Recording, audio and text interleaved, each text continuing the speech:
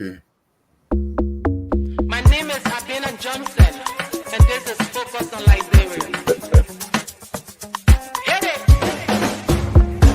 From Kemau to Kepamo, Mount Nimba to Atlantic Ocean, Obomi Hills to Pokondre, to educate, elevate, and promote.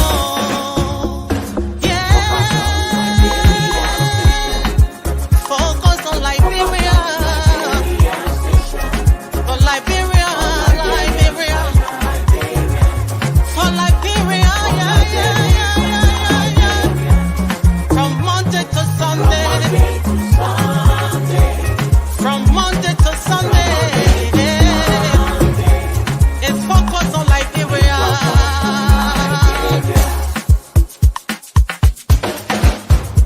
Talk about home affairs. Hey, in diaspora,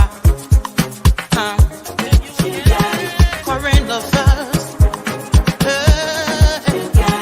reliable information, history, talking about culture, politics, education, entertainment. Business, sports, advertisement, articulation. Focus on Liberia. Focus on Liberia. Focus on Liberia. At Focus on Liberia, we discuss everything Liberia. From education to politics, arts and culture, entertainment, agriculture, history, religion, family, and technology. Focus on Liberia uncovers and showcases the best of Liberia and shows the world the truth about Liberia. We educate, elevate, and promote all things Liberia. We conduct interviews, panel discussions, debates, and more. Tune in to Focus on Liberia on Facebook and YouTube and be a part of the stories that make up the news. This is Focus on Liberia, and I am Dennis Ja. Hey, good evening, everyone, and welcome. This is not Dennis Ja. However, J. Victor and I were sitting in here for the best there ever was since 1847, as Dennis would say. But it is good to be here. It is Friday, and when it is Friday, you know Friday night debate is coming your way at FOL. So tonight, let's talk to you who's on the show. I'm almost certain there are a few more panelists who will be joining us.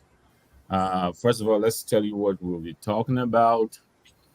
So we'll look at the brouhaha at the RIA upon the former president's return. This fight over the VIP lounge. And then we'll look at religion and prophecy in Liberia vis-a-vis the government's own attempt to protect, I guess, its citizenry. So we'll look at the Flaming Fire prophecy. And then the arrest agenda. That agenda has been amended now to read the arrest agenda for inclusion and development. So we'll take a look at that. And then there are reports that the current government is attempting to block the appointment of the foreign minister, Ambassador Kemayan, from a posting with ECOWAS. So we'll talk about that. And of course, how can we do a Friday night debate without talking about audits? So there's an audit report out. We'll talk about it. So, gentlemen, I'm pleased to welcome you here. It pains me every time I welcome you all, gentlemen, and there is no lady in our midst. Yeah, our producers have to do a better job. But let's welcome you, Thomas. It's good to have you on, brother. Welcome. Thank you, Mr. Nangwe. Great to be here. Okay, Jimmy from the nation's capital. Welcome aboard, Jimmy. Yeah, it's a distinguished honor to be here with you, gentlemen, and I hope we can help enlighten our people, if not educate and show them the way through the darkness. Thank you. And our young doctor here, Dr. Pearson. Clarence, welcome. Thank you, Nang. It's nice to be on tonight. Just want to say hi to all my fellow panelists and to the Liberian people out there in the public space listening to us tonight, whether on social media or on the radio. I want to say it's nice to be in your home tonight. Thank you. Thank you. Can you bring your device a little closer? You sound a little far away. So if it is possible, make just a slight adjustment. I think your Can volume. you hear me better? Yes, you're much better now. Okay. All right. So as you are, I'm sure you've read in the news. Apparently, the former president returned to the country, and yet again, there are reports that he was denied access to the. For clarity here, as I'm understanding, and you guys can chime in and correct me. I understand there are three different entries to the RIA. There is the one that all of us here, coming through. That is the general entrance to the RIA. But then I understand there is an access also for VIP, former government officials, some government officials. And then there is a VVIP for very important personality, which I think is called the presidential lounge.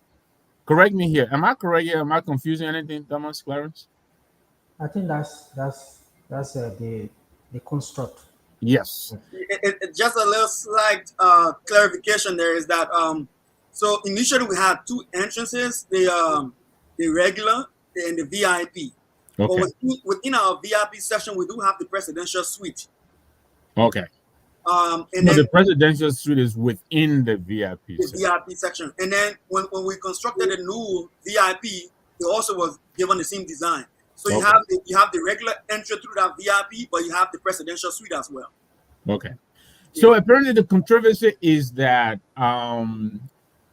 the former president and his seditions, they believe that the former president should enjoy access to the presidential VIP. And apparently the UP partisans and the current government don't think so. And I think this is where the confusion is coming from. Let's see if we can unpack this and throw some light on this. What is your understanding, any of you? We can start with Dr. Pearson. Clarence, what is your understanding as to who is supposed to be given access? Let's talk about the presidential VIP. Thank you, Nangme. I would like to begin by saying that we have to look at Liberia in the context that we do have a culture. And if any of us here grew up in Liberia, you will understand that we have serious regards for our elders, or for people who we consider to be those that our parents or anyone older than you. It is only because of the civil crisis that we did see some deep deviation from that tradition.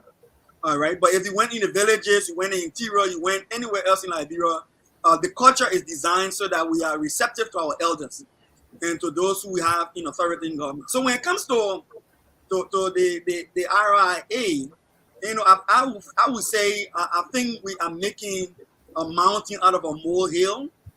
And when I say that, I say to say this to mean that the Joseph Walker administration, is creating a situation for unnecessary contention. And the reason I believe that is because think about it, Nangwe.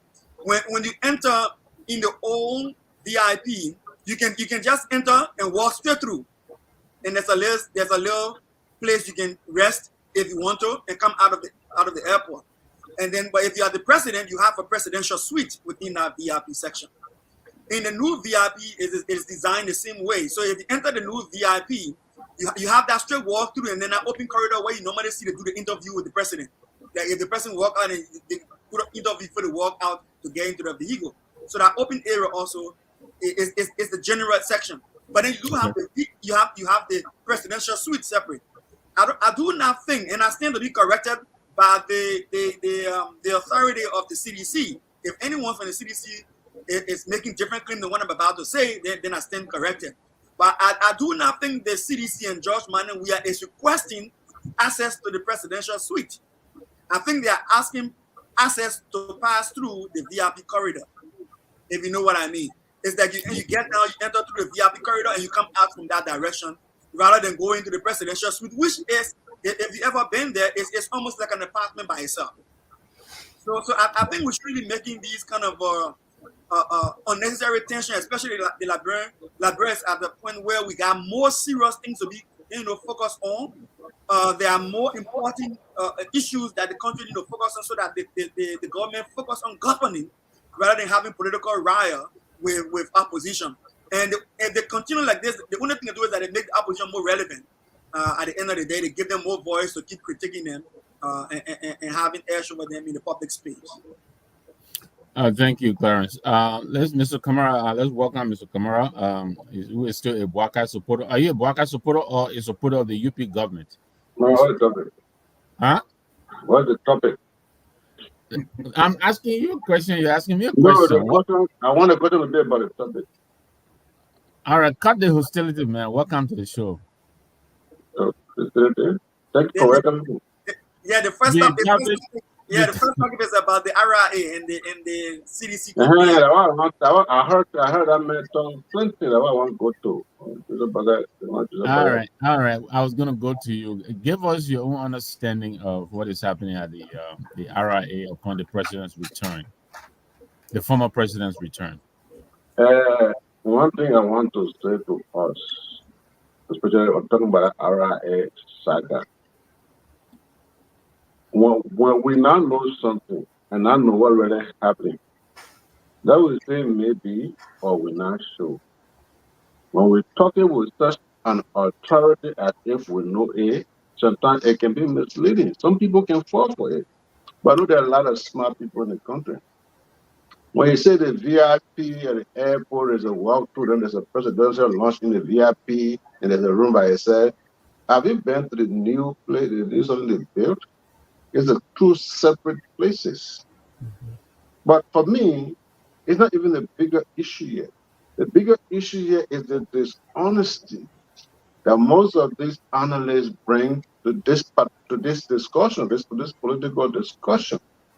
Mr. Nangbe, what ex-president is coming into the country and have thousands of people at the airport who decides they have to enter the airport to welcome their president coming out of the airplane? Who does that? The argument was not about the VIP. George Weah and his people said George Weah is an ex-president, and therefore he should have all right to use the presidential lounge. And when those people who were in charge of security insisted no, the CDC called reinforcement, thereby overrunning the airport. In fact, they were actually on the runways of the airport. This is not made. I'm not speaking from sensation or trying to, turn people against Bwaka. I'm not me. So what I'm telling you is the way we want to put it out, because we don't like the government beat us, and we either supporter of ANC or we supporter of Joe Weah. So we just can't say Joseph Boakai did this. Joseph Boakai sent AFL. Joseph Boakai had no knowledge of AFL going there because AFL is already there.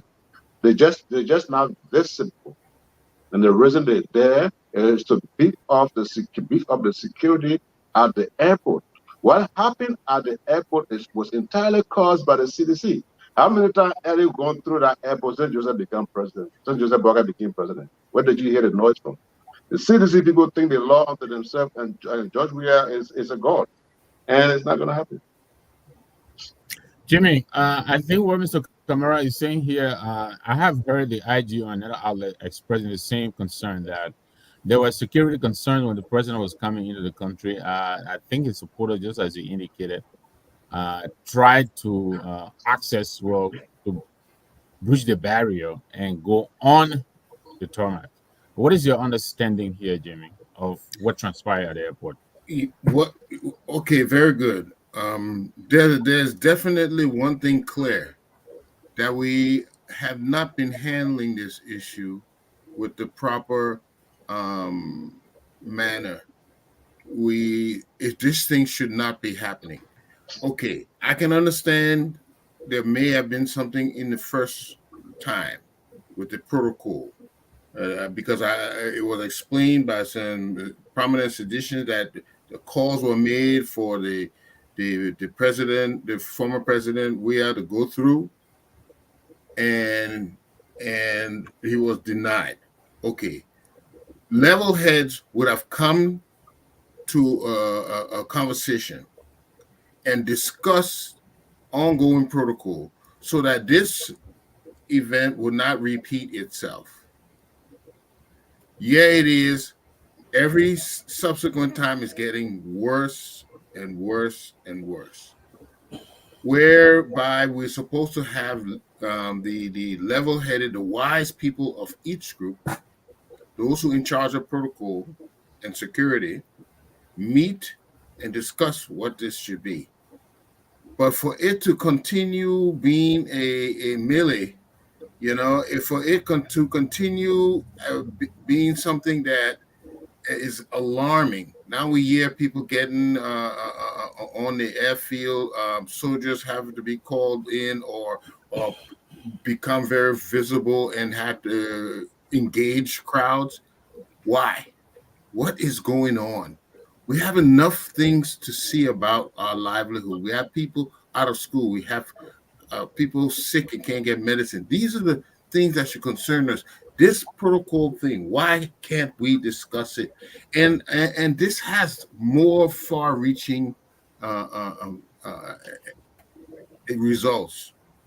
The fact that we can't, something minor is this, is causing this much ruckus. It is an indication of something not correct. Long time ago, this should have been resolved, and everybody agreed that this is what we should do going forward. And we talk it, and from then on, it's handled. If we can't handle small issues such as this, can we really handle the larger issues in the country? So I would like to call them, have a meeting, and discuss how y'all do this protocol going forward, and let this brouhaha subside. Jimmy, you make a good point. I'm going to go out on a limb here and say I believe some attempt must have been made by the current government to explain the protocol to the former president and his handlers. But as we all know, politicians will always find a little point to exploit it. Thomas, do we think that the former president and his handlers are aware of the protocol at the RIA, but are intentionally making, like Dr. Clarence Pearson said, making a mountain out of a molehill? They know that this is the protocol that has been laid out by the current government, but they seem to be intentionally reaching just to create a scene and rally their supporters. I mean, what do you say here, Thomas? Well, there are a couple of things happening here. Before the former president came back, it was all on social media and people making comment, especially CDC supporters, that if the president is not allowed to use the VIP or the presidential lounge, there was going to be some consequences. I mean, they were not going to be happy with it. And one of the angles that they bring this discussion is the fact that it was built by the former president. Right. So it's like for some of his supporters, it should be an entitlement. Exactly. They think he owns it. Yeah, that I built it. It's like the sport parks that we have. I built it, and I think Thomas, I think it's named after the former first lady. Am I correct? I think so. I can confirm that maybe. Okay. Yes, that is correct. Okay, Yes. so from that angle, some of the supporters of the former president think that it is an entitlement for the fact that he built it. Therefore, he should be able to walk through and enter the place at any point in time. And this comes to the point where some citizens in the country have not really been able to delineate what somebody does when the person is president, whether it's done because that person is Mr. James or because the person was president, right? So every time somebody becomes a president, every development that happens under the president is almost like personalized. So this role was built by this president. This other hall was built by this president. So it becomes personalized. So that's the angle from which some people are seeing it. I mean, some of the followers of the CDC. So it then becomes a problem if the current government says there's a protocol that this particular space can only be used by a sitting president and not former presidents.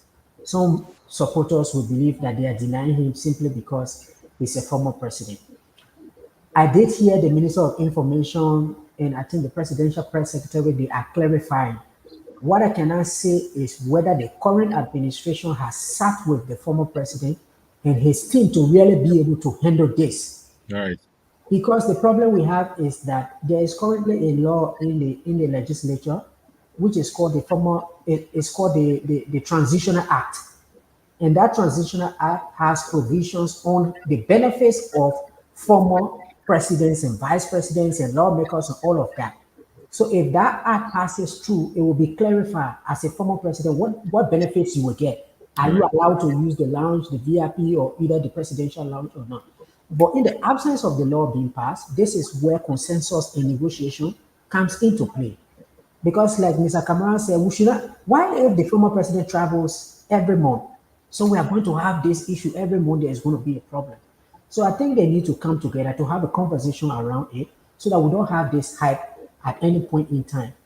And the only way, I mean, there's a general concept that the only way a country can move forward is a consensus building among power brokers and stakeholders in the development process. So even though the former president is no longer president, but he is still a leader of a party that just left power.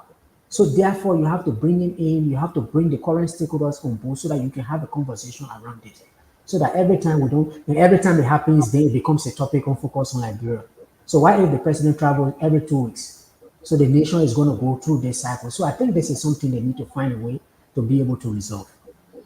Yeah, thank you, Thomas. I remember the transition. I know the president made that as one of his priorities because they really caught a very difficult time uh, during the transition period. I remember some of the agencies and people in charge were kind of flat out refusing to cooperate with the incoming government.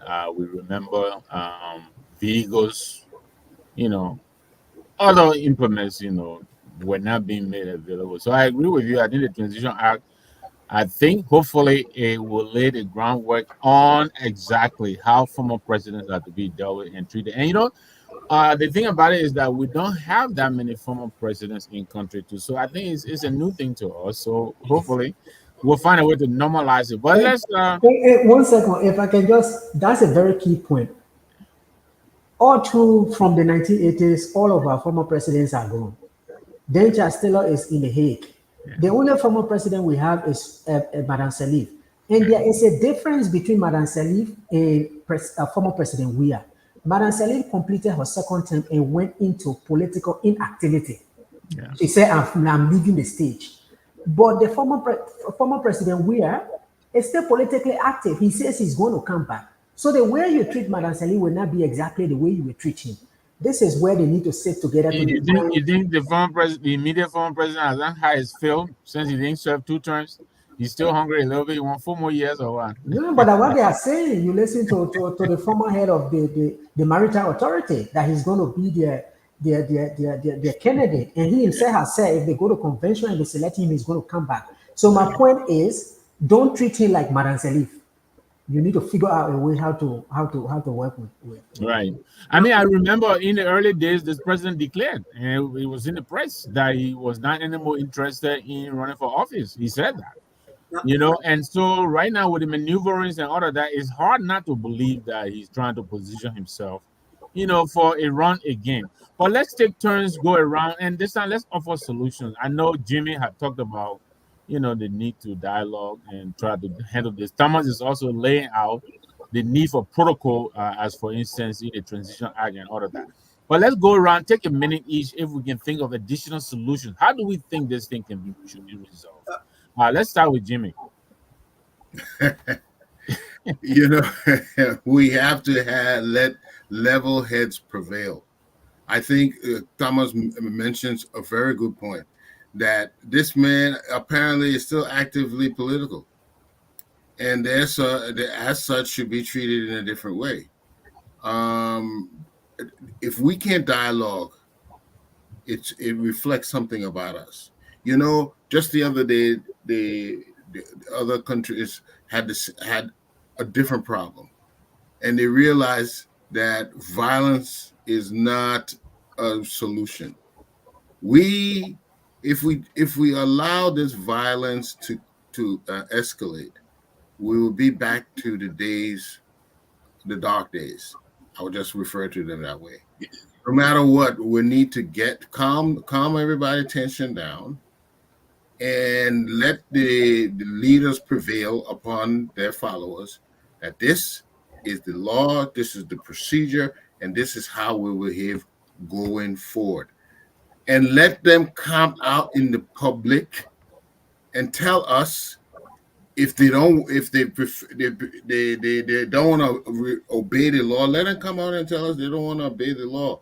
Or if it is not the law, let them come out and tell us. But this going back and forth, I don't think we're handling it the right way. So let sober minds prevail, and let's bring out the law, the rules, and then let everybody agree to follow the law. We can't be a lawless country. Dr. Pearson, thank you, Jimmy. Let's see. Does the former president bear some responsibility for this? As we also equally think the current president bears some responsibility for this. How can we, like Jimmy is saying, bring cool heads to prevail and sort our way out of this? Thank you, Nangwe. If you listen to Aliu, who is more pro-Bwakai, you will understand why level-headed people can come on the table to have this kind of conversation like Jimmy is proposing and like Thomas is talking about. Now, let's get a couple of things straight. You cannot say that people talking about things you don't know about when you cannot say what they talk about that is not a fact. What is a fact is that our old VIP session does have a presidential lodge, which is separate from the walkthrough and the common certain area. Our new VIP also have a presidential lodge and has a common area. And what the citizens are asking, and Jimmy is saying, if level-headed people coming around the table, is to find out whether what they're asking for is makes sense or not. Do you want to use the presidential lodge, or do you want to have access to pass through the VIP? The VIP, the old VIP is not the current VIP for VIP as we know it today because we upgraded. That's the logic. And then for mind training, they say if you want to treat a wound, you got to treat it from the source where it is infected. Right. So I hear Alio saying, people violating, breaching a protocol at the airport.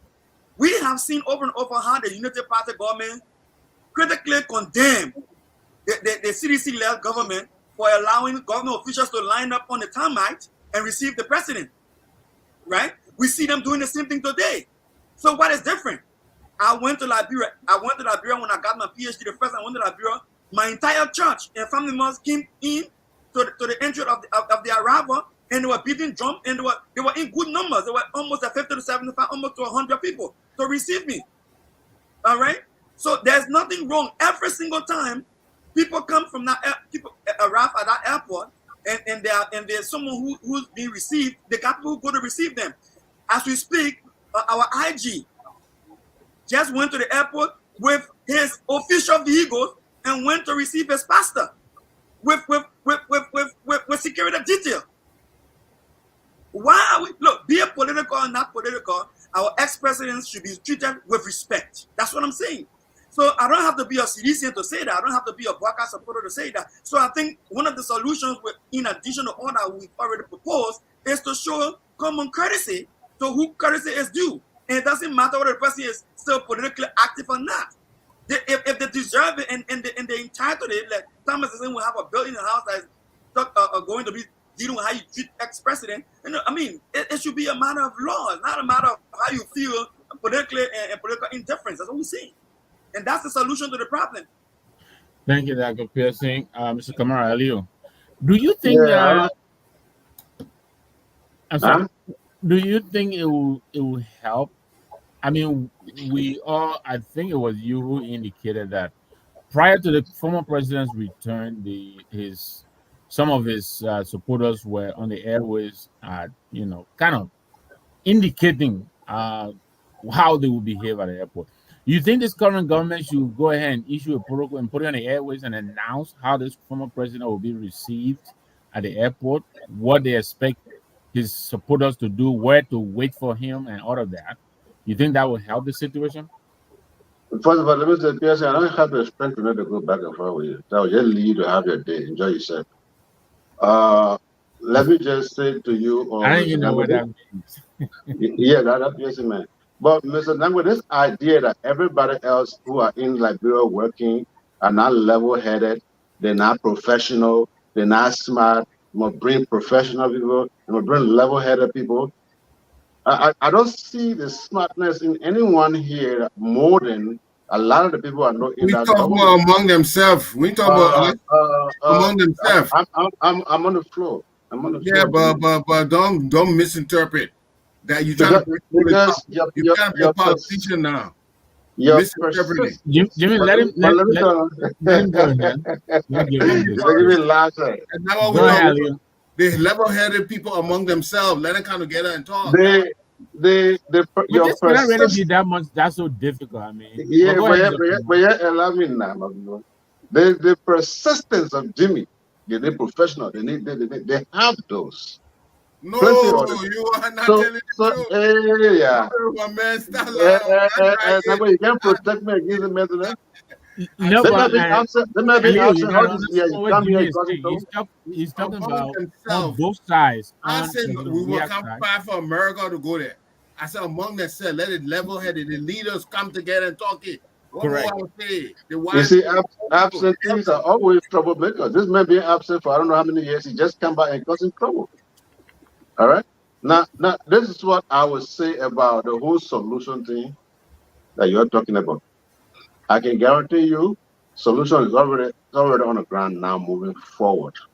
We don't have a rebel fashion government where the presidency is divided between CDC and Joseph Walker. Nobody going around the table with them. The protocol is standard.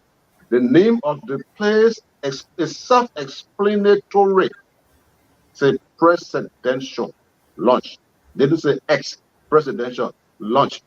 If you look at what happened at the airport, you actually saw video. They were not united partisans versus CDC. It was a bunch of citizens who violated all airport policy, went all the way to the tarmac, in fact, close to some of the airplanes. You can't tell me that somebody is level-headed, somebody who is level-headed will say then the person who were not a part of the confusion, which are the partisans, they should find people, the level-headed people, to come and arrange with the ones who are violating the laws.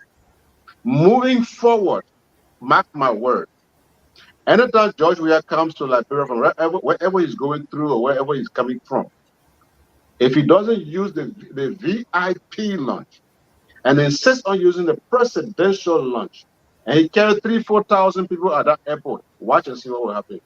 The government has to make its presence felt, and everybody living within the confines or the 43,000 square miles of Liberia must abide by the law. It's a country of law and not a country of men. And nobody will be begging CDC or begging Joe, we will beg you next time, please do that. No. The policy presidential launch is written on book. It's in the executive mansion. George Weah was president. He knows what that means. Thank you, Mr. Kamara. Before we move on to Thomas here, you did say a solution is already in sight. Are you at liberty to give us a gist of what has been um, put together to address this non-problem, which we're making such a big problem? No, the only solution that has been put together right now, the only thing they've done, there's no extra thing engaging CDC or appealing to CDC. No. What they're doing now is, and what they're going to do moving forward is they're going to increase and improve security.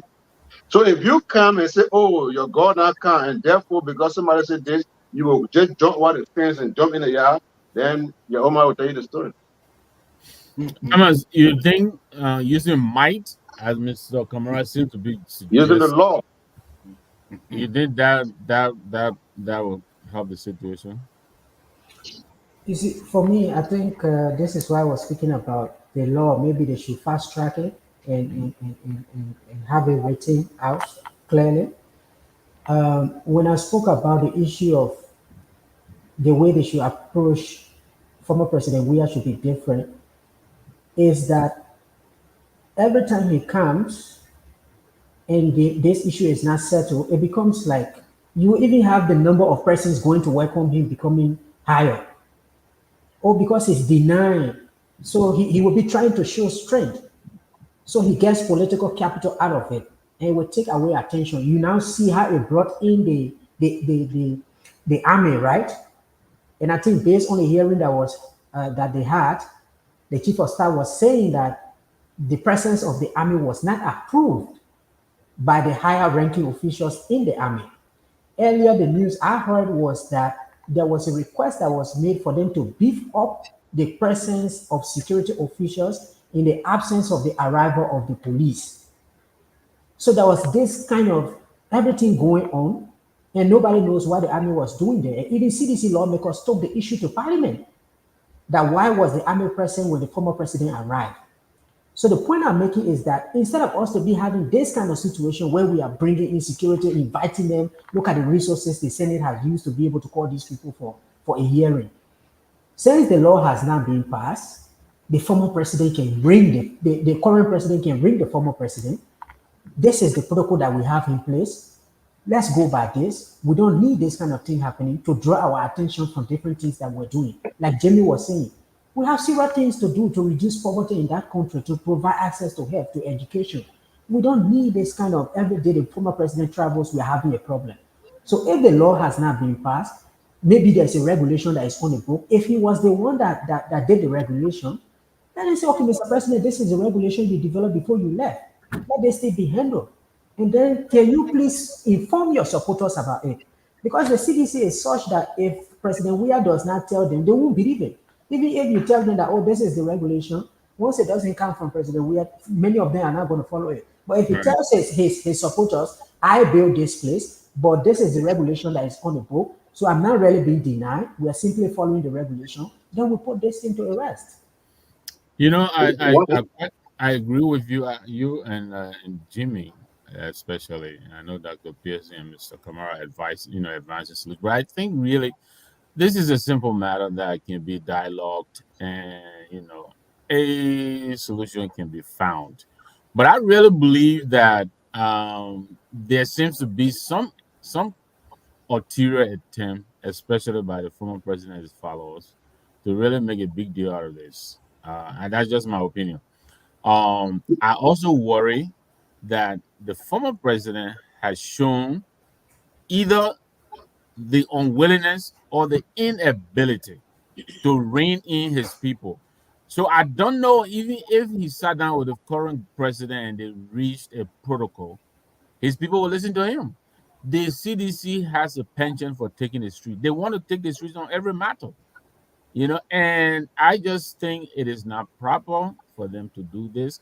They can't be expected to breach the barrier and get on the tarmac to welcome former president. No, there's security concerns. That is the only international airport that we have. I'm sure there are other planes in the vicinity. They can't be expected to do that. So, but hopefully, the two heads of the two presidents, former president and the current president, they will find a way, to sit at a table and resolve this matter, because really, it's really not a big problem. It should not be made such a big deal.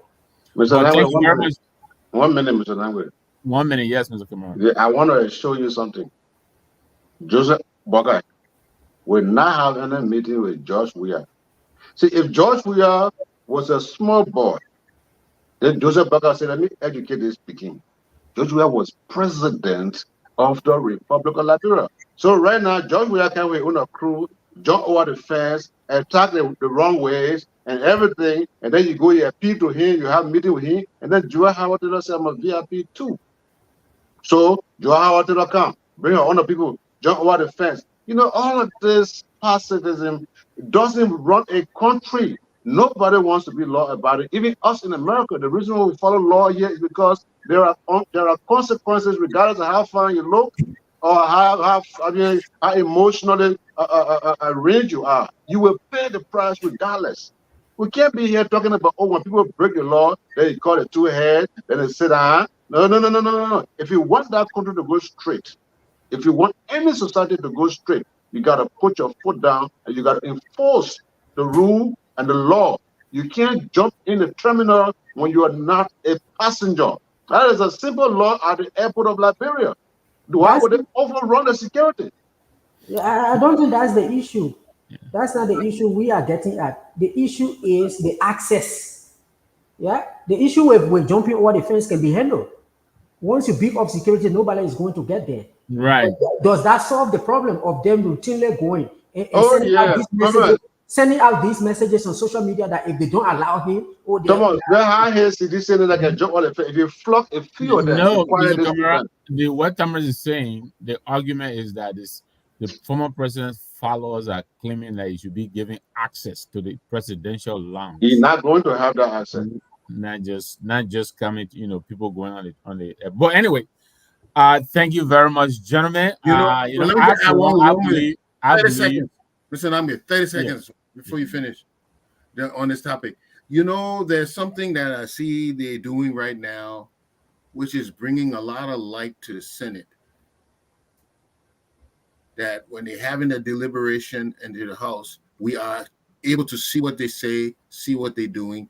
We know who's yelling, we know who's fighting. It gives the public a bird's eye view as to how their representatives are behaving.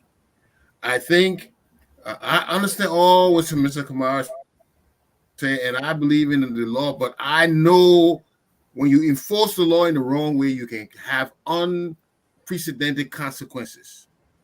So to make sure you have a peaceful transition and everything else, let's make it very transparent when you meet with them. Let everybody hear what is being said, what is being discussed, and what a conclusion is. And nobody will be able to say, no, they're doing this. So they said. Let it be clear. Let us hear the conversation, what CDC wants to do, what the government will allow, and then we will know who are the culprits.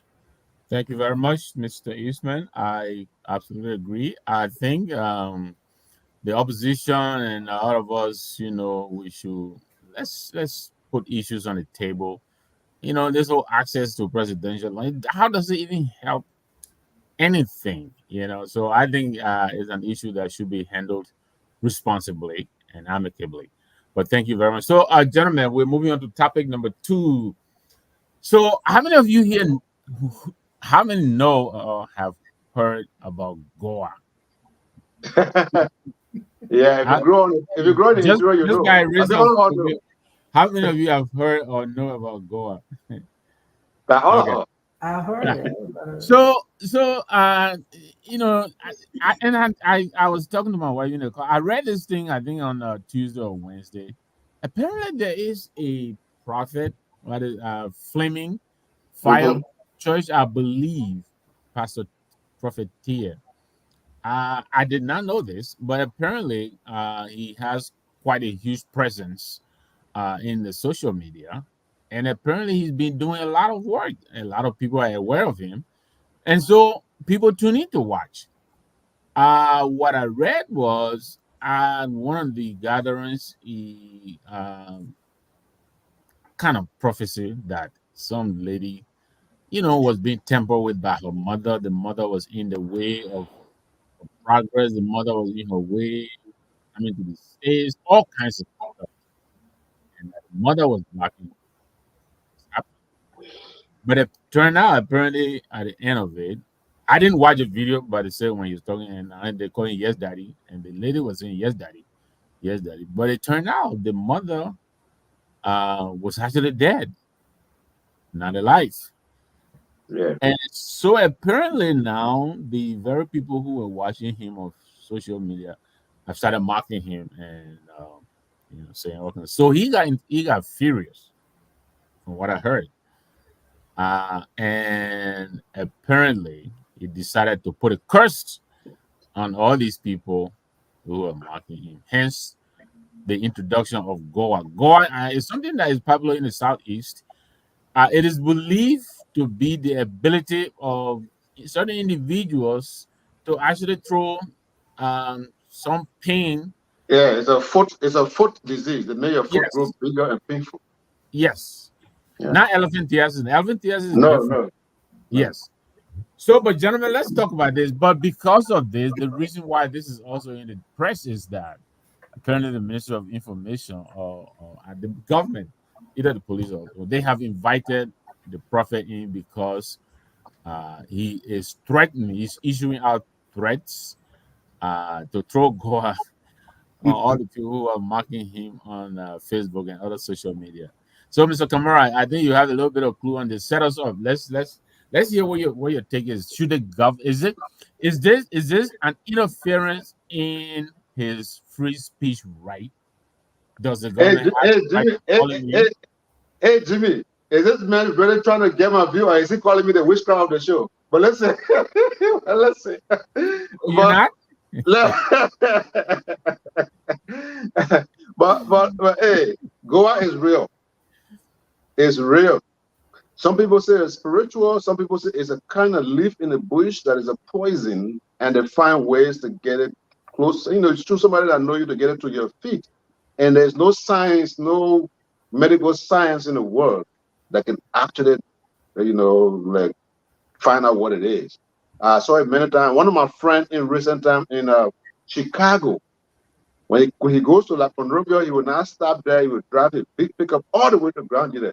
And somebody said they were suspecting he was sleeping with somebody's wife. And I was in Monrovia when he went there. So I left him there and came back. And then the people come and say, "Oh, I mean, your friend for when you see it, it's so huge and not easy." So they called me. I said, "My man, in the interior, when he said, yeah, I said, man, I go out." He said, "My friend, man, that's not allowed. That's not again work." I said, "Okay, Mhm. fine." He got on the airplane, flew to Chicago, went from hospital to hospital. The thing was only increasing. He went back to Grand there. They prepared some kind of white chalk for him before his Yeah. leg got better. Yes. Yes. So it's real. It exists. So, but that pastor now, the point was, I saw his video. I saw the video with the girl. I saw he lied to the girl consistently. Every time he Okay. said it, the girl refused. The girl said, "No, the other thing not happening like that." When he said this, the girl said, "In fact, my mother not even living." When he said this, he kept forcing other things. I think it was just psychology. For a man to be that fake on social media and still get some kind of power to send to somebody, I don't I doubt it. I think people should just ignore him. I don't know why the Minister of Information even called him. Yeah. Thank you. I think Mr. Kamara laid it out. But gentlemen, I think the concern is, should the government be calling him in? Is he expressing his free speech? Are they interfering with his religious right to practice religion as he sees faith, his right to express himself? Dr. Pearson, what do you think here? Yeah, we all grew up in Liberia, and we did hear about the whole idea of Goa. Now, I do not believe in Goa as we believe in it in Liberia. I know it to be a bacterial infection, cellulitis, and it has different forms and appearances. Now, whether in Africa we have the capacity to create bacterial infection for someone to have that result, that's a different conversation altogether, if you know what I mean, Nangwe. So if we have the capacity to create a situation where the person get that bacterial infection, uh, uh, then, but in Africa we call it African sun, but it's actually cellulitis, right? You can look it up, and you see what I'm talking about. But I don't think that's the issue, okay? It goes back to leadership, and Aliyu get best when we say this. Look, there are a lot of people who are presently in the government of the Joseph Walker administration that lacks the professionalism, that lack the leadership, that lack the expertise, and they have no clue what they should be doing. and so they can just get up and do anything they want to do, like we just discussed with the airport issue. Now, first and foremost, if you listen to ELBC, now if you have the chance to listen to ELBC or other radio station in Liberia, you hear advertisement of a medicine man who is able to cure HIV, able to find your key when you miss it, able to find a motorbike when you miss it, able to make a impotent man have children. And in fact, the end of the advertisement that the man can cure everything. During the early administration, we tried to get that announcement off the air. We couldn't get it off the air to the extent that the traditional council in Liberia had to call a section where they had to come to accept what they call Ayurvedic medicine. And herbalists working alongside Western doctors and finding a cure to disease because of the traditional linkage to those kind of practices. So what am I saying here?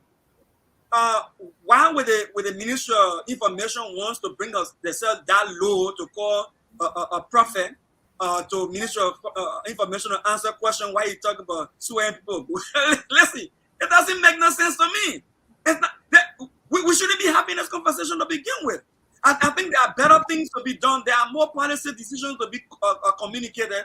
There are more pressing issues that the Ministry of Foreign Affairs can be communicating to the ordinary people that will give us an understanding where the country is headed. For instance, how many jobs have the young people, the youth, have gotten since the arrest administration took office? How much improvement have been made in the health sector to address health issues? How many situations have been done to address issue concerning security, where we have people dying in the street, falling dead, unexplained death situation?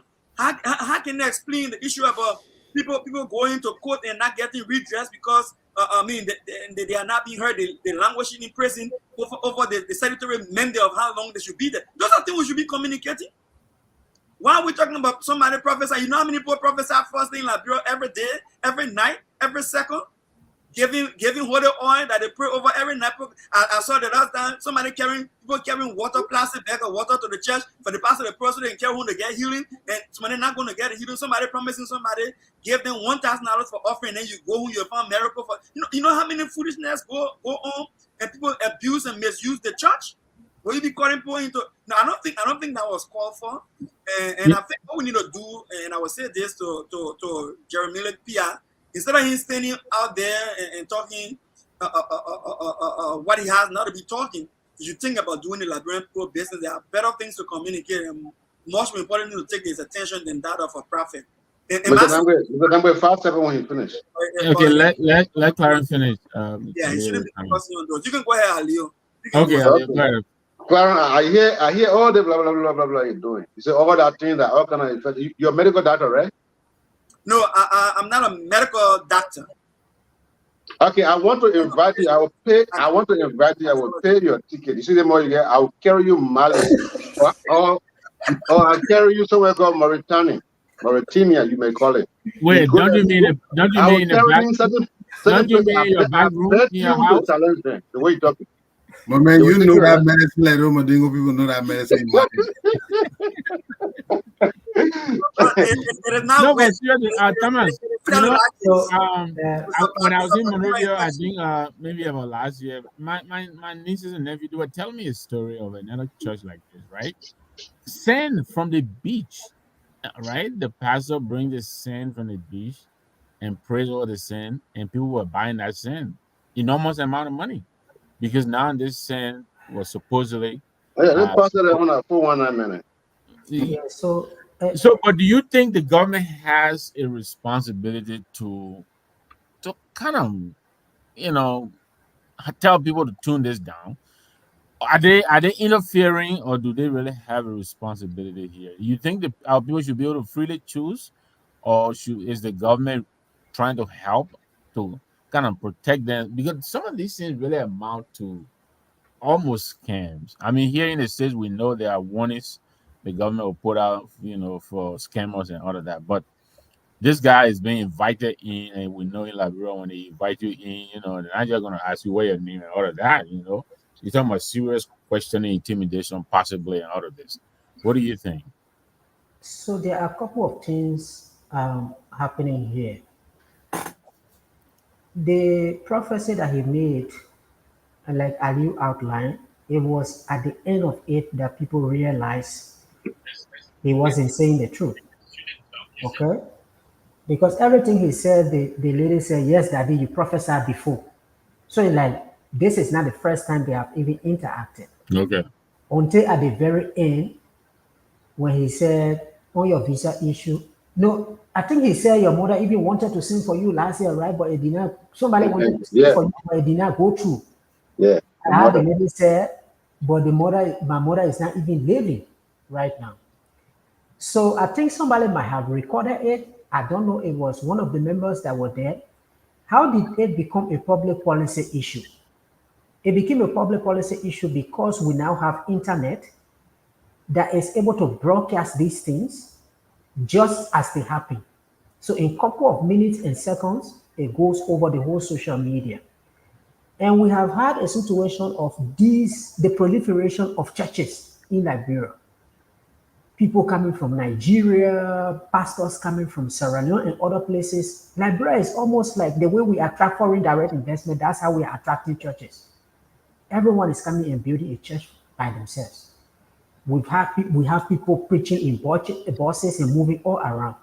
So it's like it's coming at the point in time when people are like having this trust issue with these mushroom churches that are coming around.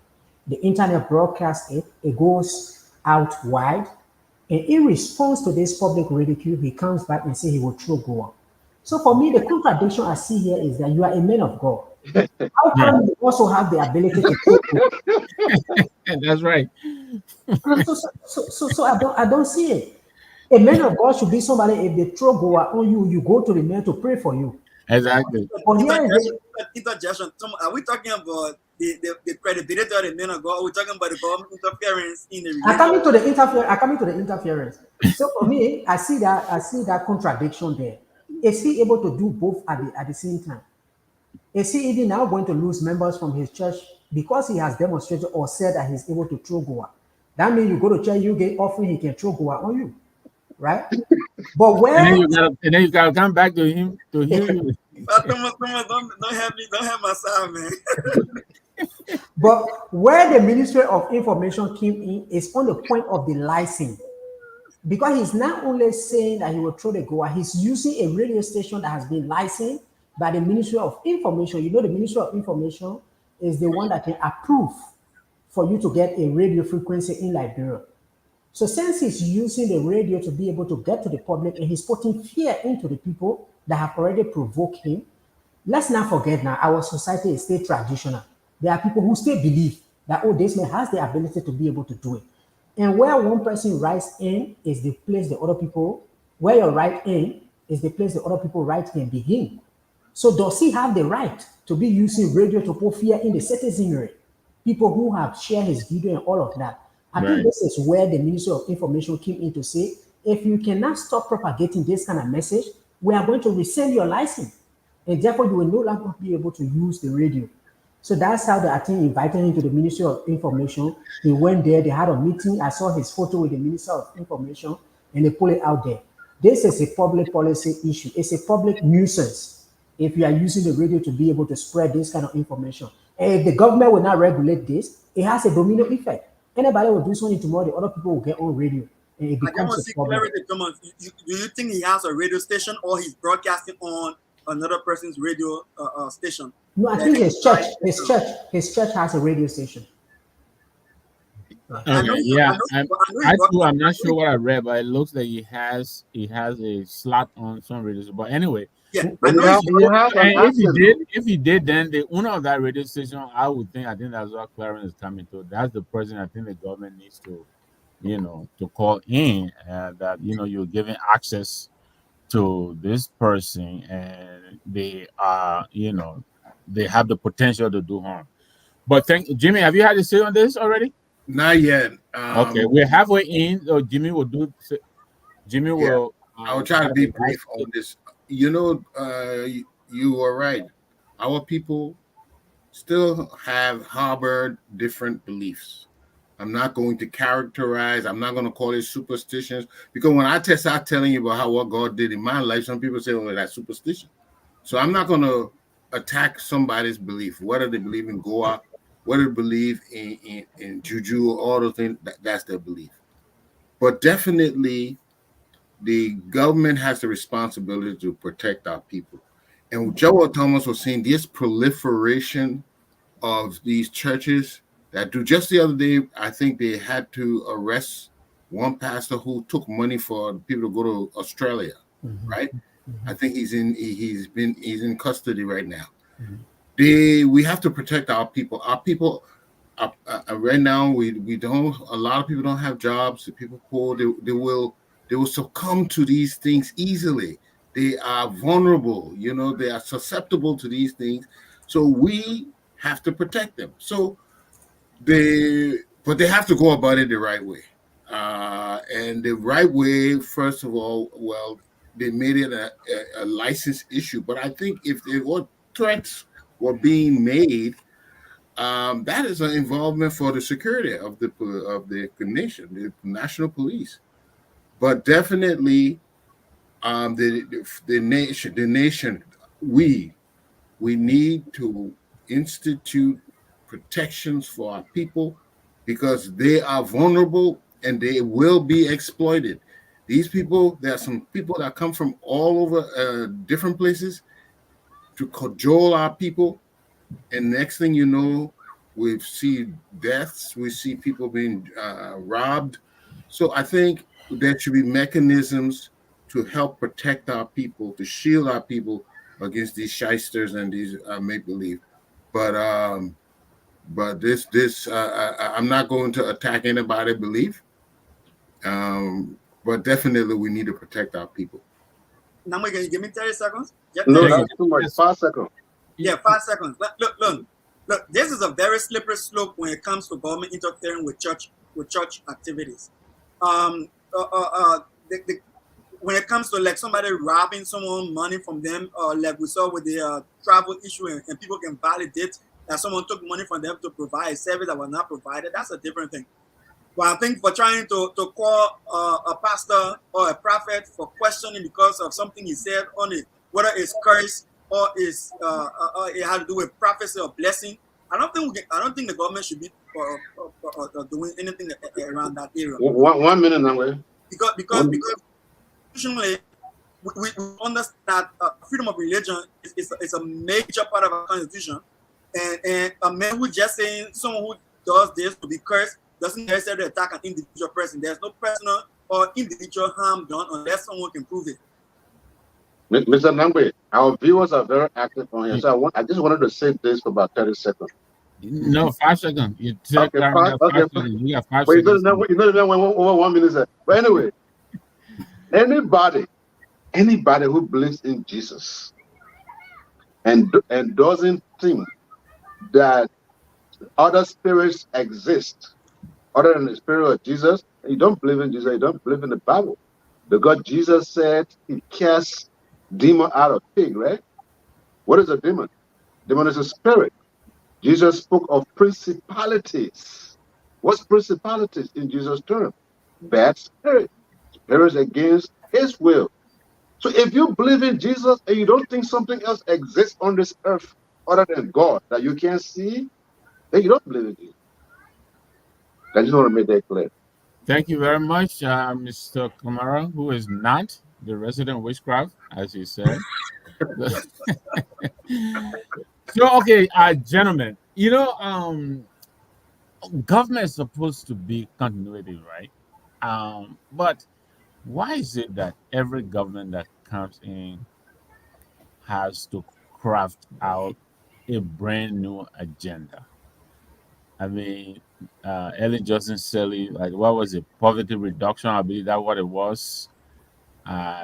President Weah came in, propose agenda for prosperity and development.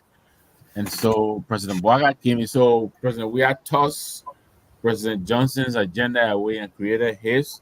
President Boaga has come in. He too has tossed away. And no matter what gains were made by the previous government, the new government that comes in for some reason has to start all over. But now it looks like even this current government is trying to start all over on its own agenda. So the arrest agenda has been relaunched, and it is now arrest AID, arrest agenda for inclusive development, or something like that. Let's look at this closely. Do we really need a brand new agenda to address the problems that we face with? Because to me, all these agendas, they eventually talk about the same thing: bad roads, education, agriculture, the same old thing. But Thomas, I know you are a policy wonk here. I know all of you guys are, but I think you're most steeped in the policy. What do you think? You think the success of what this president intends to do relies in a relaunching of the arrest agenda? Because this agenda seems to be stalling. So over the week, it has been amended to arrest for inclusive, I think, development. So he's emphasizing, I was reading through it, taking into consideration the county development and all of this stuff. I don't know if you have looked at it, but talk to us about this. Do we really need a brand new agenda when every government comes in, or what? Yeah, so let me give you a background to this. This is a global phenomenon. So yesterday we had a show, and I also gave this background. Just give me a few minutes. When especially Africa and the developing world back in the 1960s, the African countries started to gain independence. We were split between following a centralized kind of planning that the USSR was doing, and also following the market approach that the US and other countries were following. And so whether it was the India and all of these countries, they were split between that choice. So you will see that when most of the countries in Africa got their independence from 1960 to 1970, all of them developed these national development plans. And from the 1960s and 70s, it was mostly focused on industrialization and economic growth. So the enthusiasm that came from independence, they started borrowing and building dams. You go back to Ghana history, you will see a lot of that. They started building roads.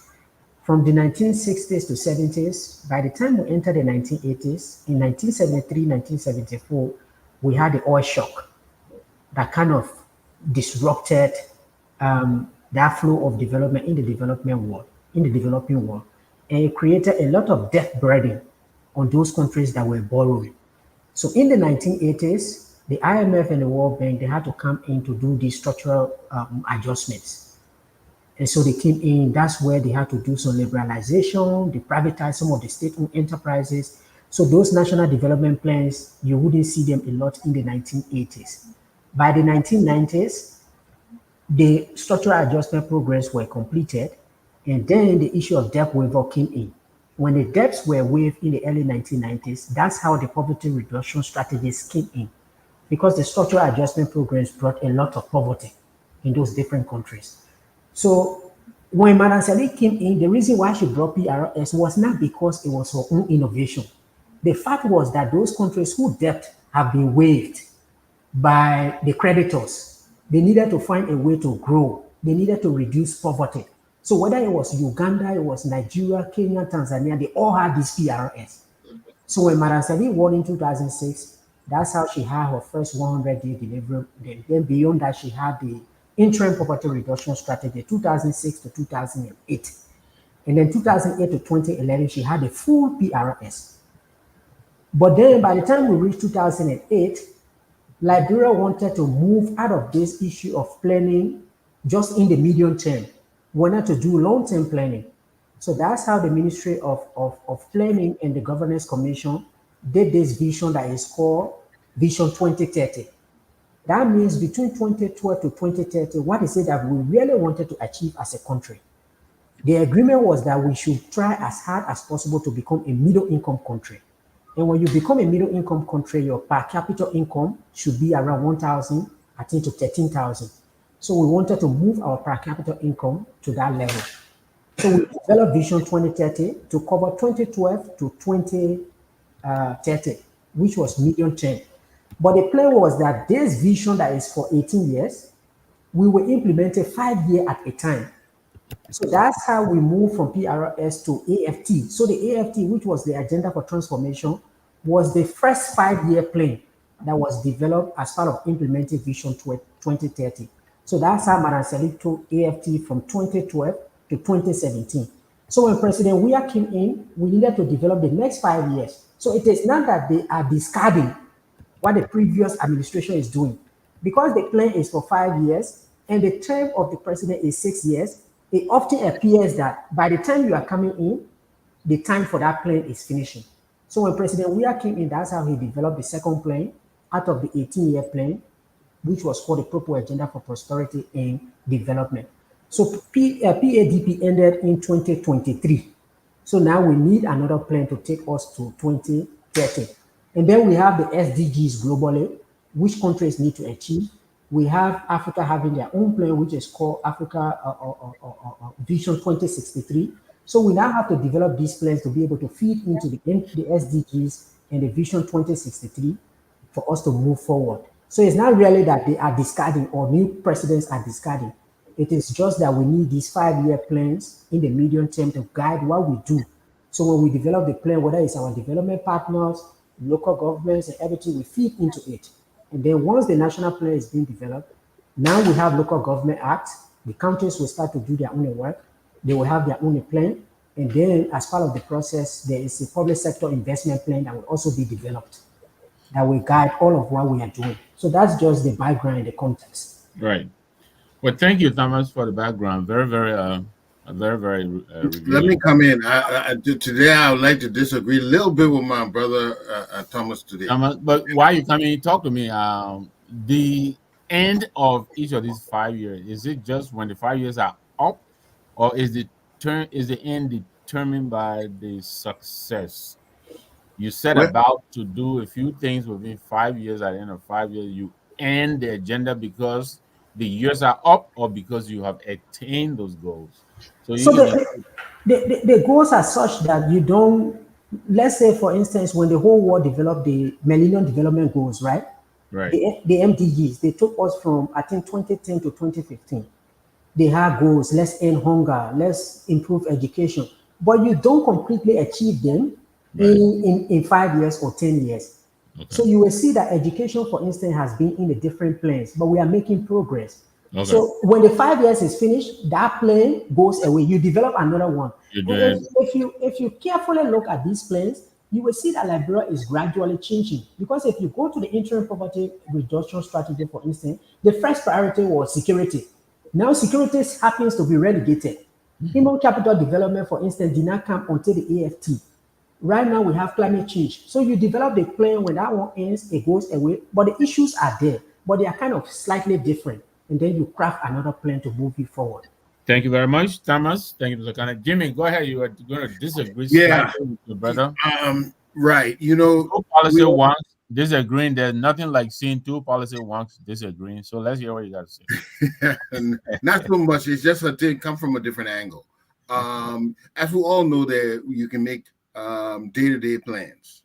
Then there are tactical plans, plans from months down the road, maybe a year or two down the road. Then they have strategic plans.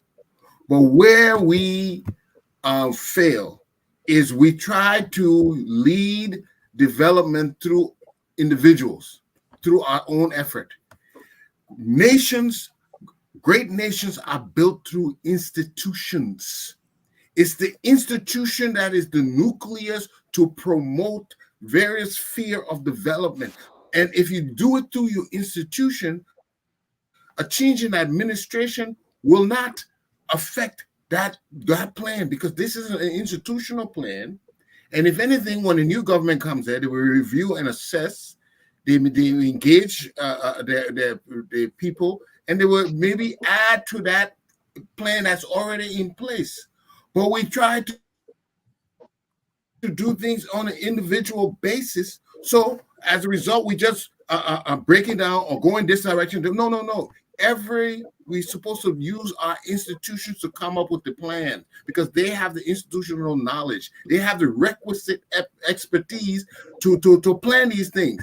I hear the other day we giving 100,000, 150,000 to our senators to plan these things. to carry out development. They don't have the tools to know what strategic plans to make.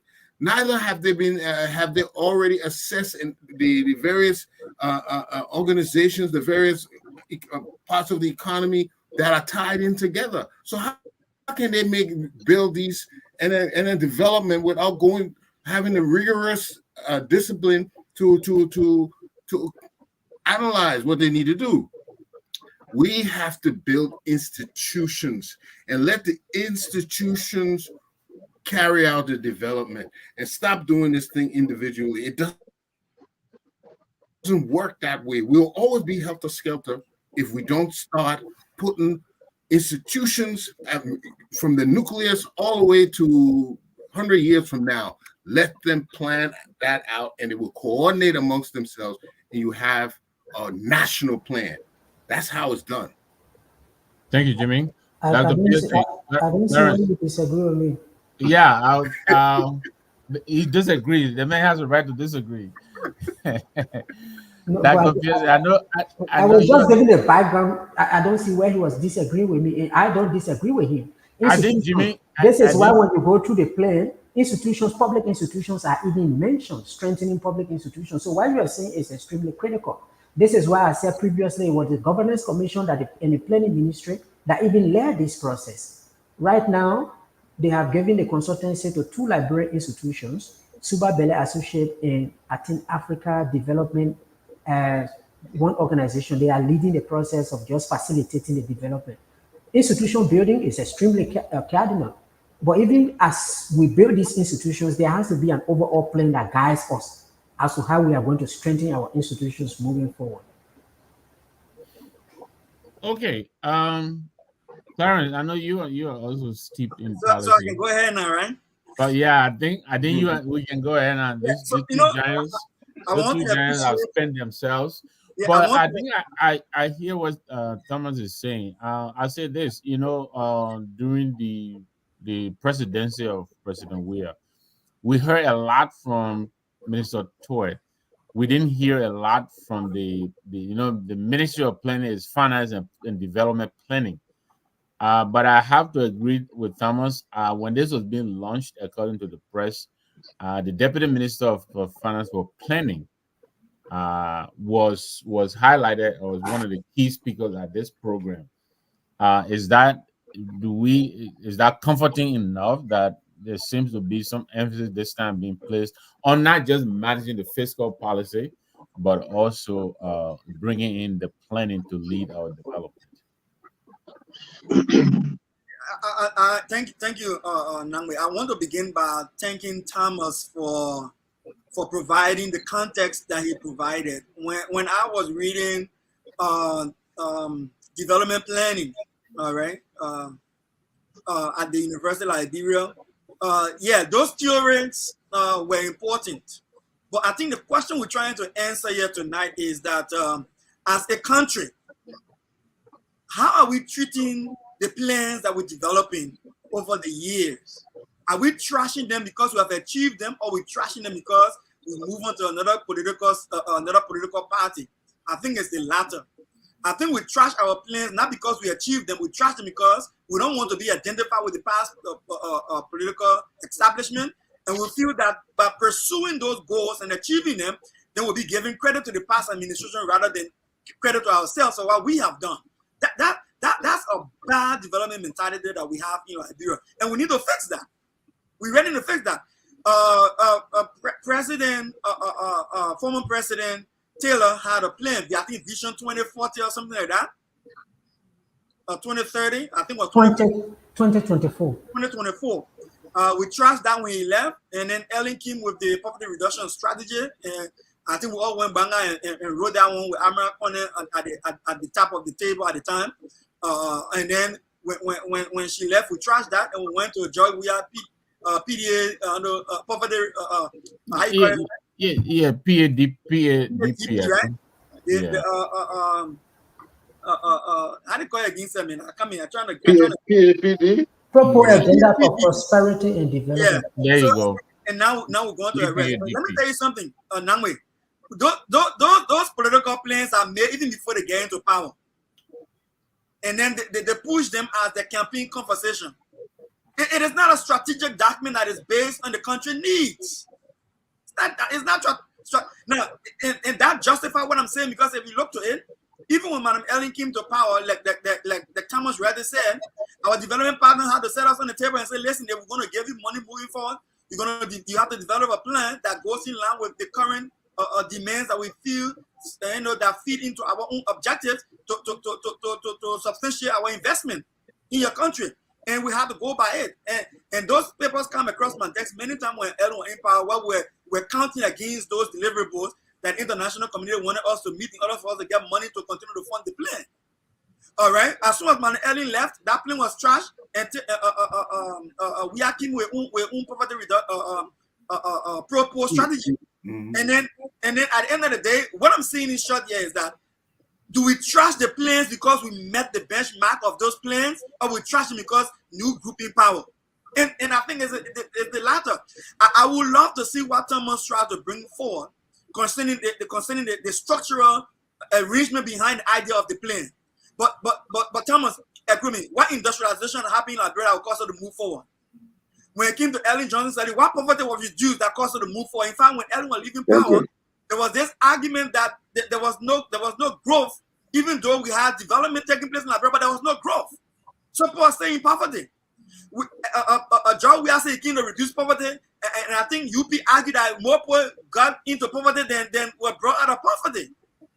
All right, then what caused us to move beyond that plan? So I go back to Jimmy's statement that we need to be strategic in understanding what our needs are as a country.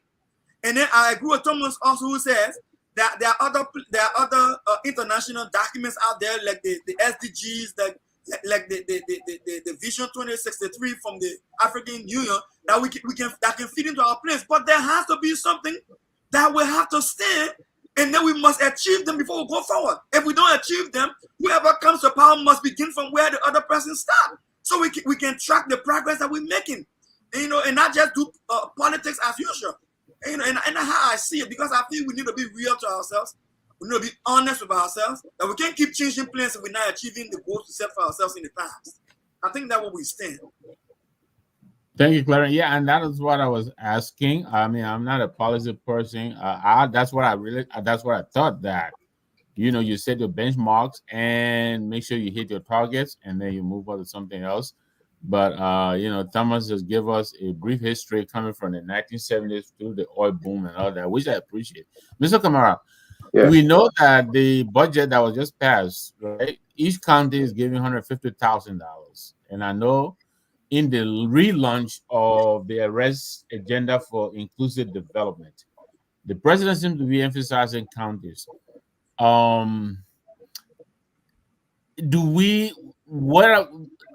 Should we have expectation of an accounting of the $150,000 that is already out in the field?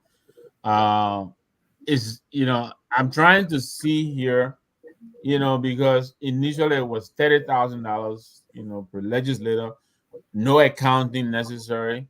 Now it's going to $150,000, no accounting. Now we're even going to put more money, because the president is asserting that he's going to now be more county development focused. Is there a lesson to be learned here to help this agenda as it is getting ready to roll out, to be rolled out from the way we've tried to develop, the counties? First of all, we give the money directly to the legislator, $30,000 each for the legislative for a project or whatever it was. And then now it's $150,000 for legislative engagement. Are we still going to be giving them the county development funds, or is the executive mansion now planning to take a new approach, as far as you know? Pearson. You want me to answer you? Yes. No, okay. How many times did I call you? Three times for men. Be careful. Okay, who is talking? Is it a witchcraft talking, or is it Ali? Well, no, just telling you something. It's physical, no witch business.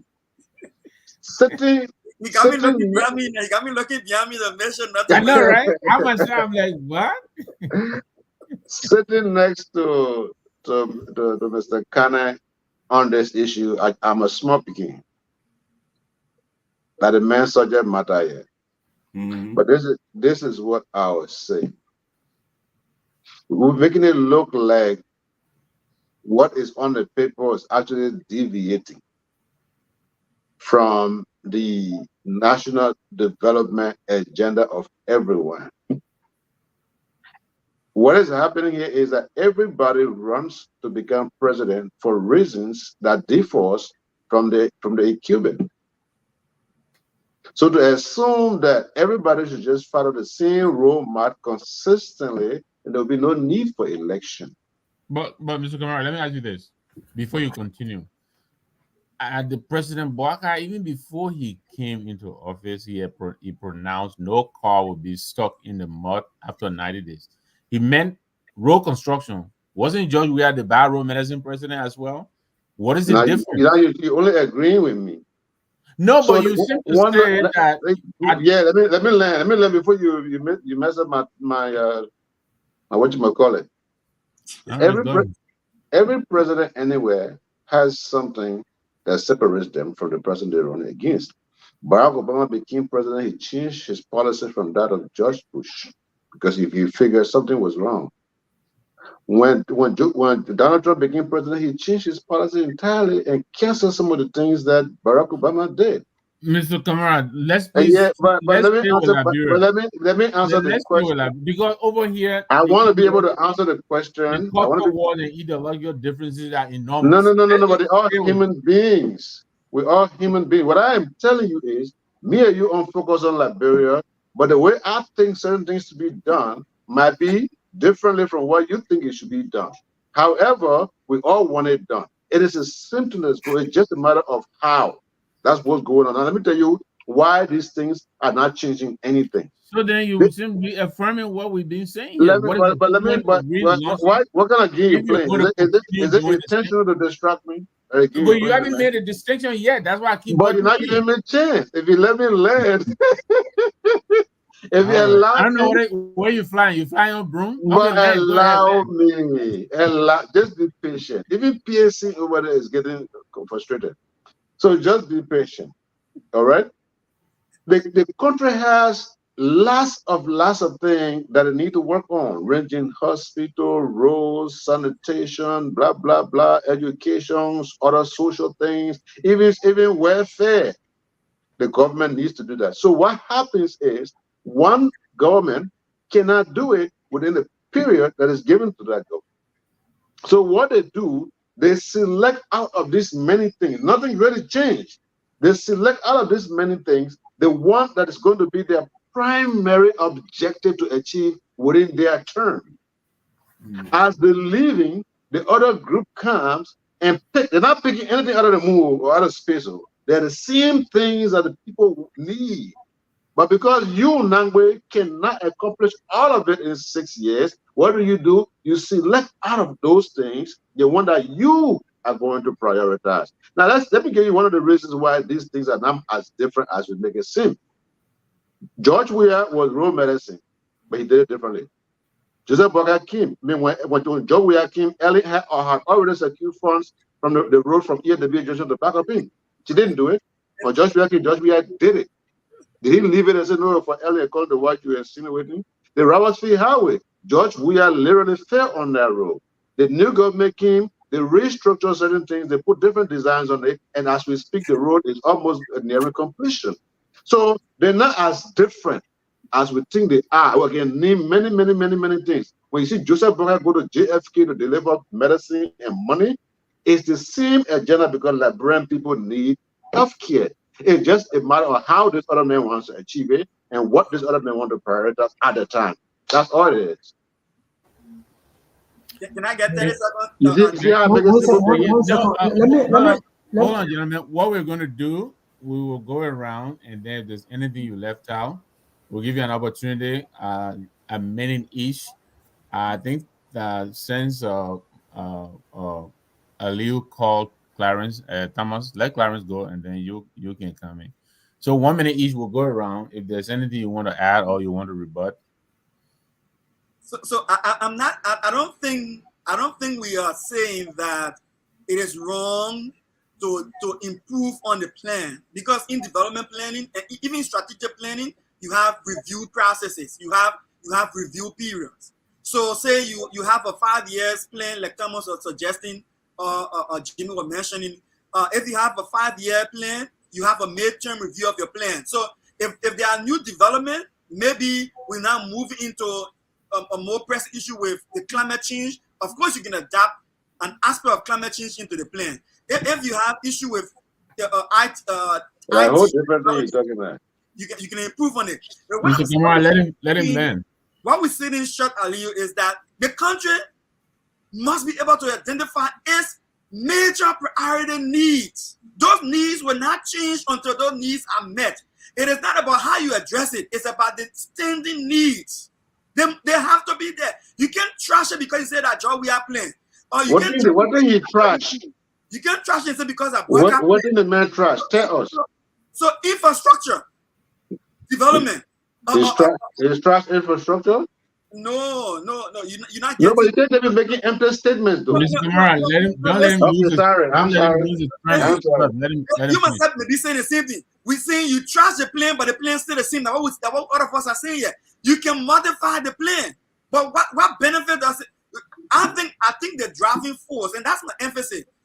I'm not against what Thomas have said. I know it's part of development planning. That there are stages to development planning, but if you are not moving the needle, why will you plan differently on something else? Why will you move forward? We've not addressed the problem. You set plans because you want to address a problem. If the problem has not been addressed, you cannot move forward. You can add more indicators to the plan of evolving issue or a new development issue, but you cannot trash a plan because you want to just politically develop a new plan, so you don't want to give credence to the next person behind you. So we see it's wrong for our country.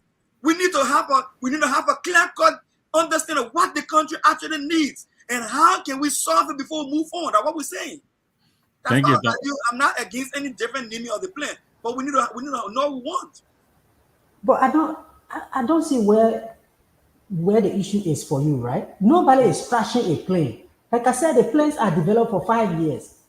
After 5 years, the way that plane was named, the time of it has expired.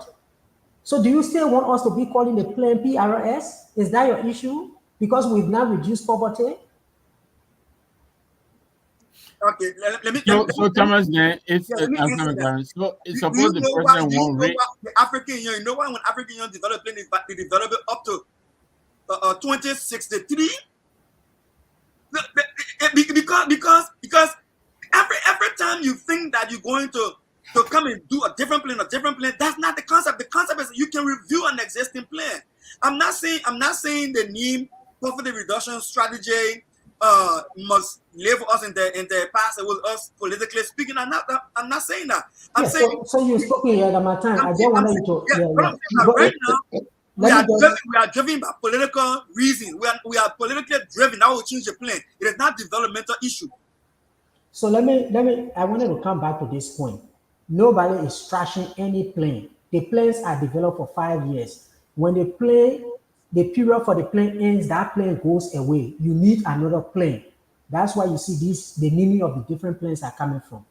Also, the issue is that like Aliu was saying, at a certain point we prioritize specific issue.